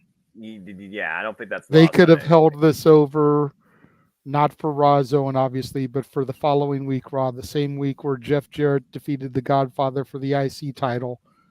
Done this there, moved the belt to the Undertaker. And, it would have been 8 days difference. Mm-hmm. But it wouldn't have been the night of the tragedy. Exactly. Like, that's something I've always had a little, just never sat right with me. It wouldn't be the first time that I've questioned WWF decisions. And doing this with you just makes me even like, why did you do this? Why? Simon Miller, why? But why? But again, the show must go on. Yeah. Undertaker was peak ministry at this point. It made sense for him to defeat Austin. Yeah. Just probably not the wisest decision in retrospect. No.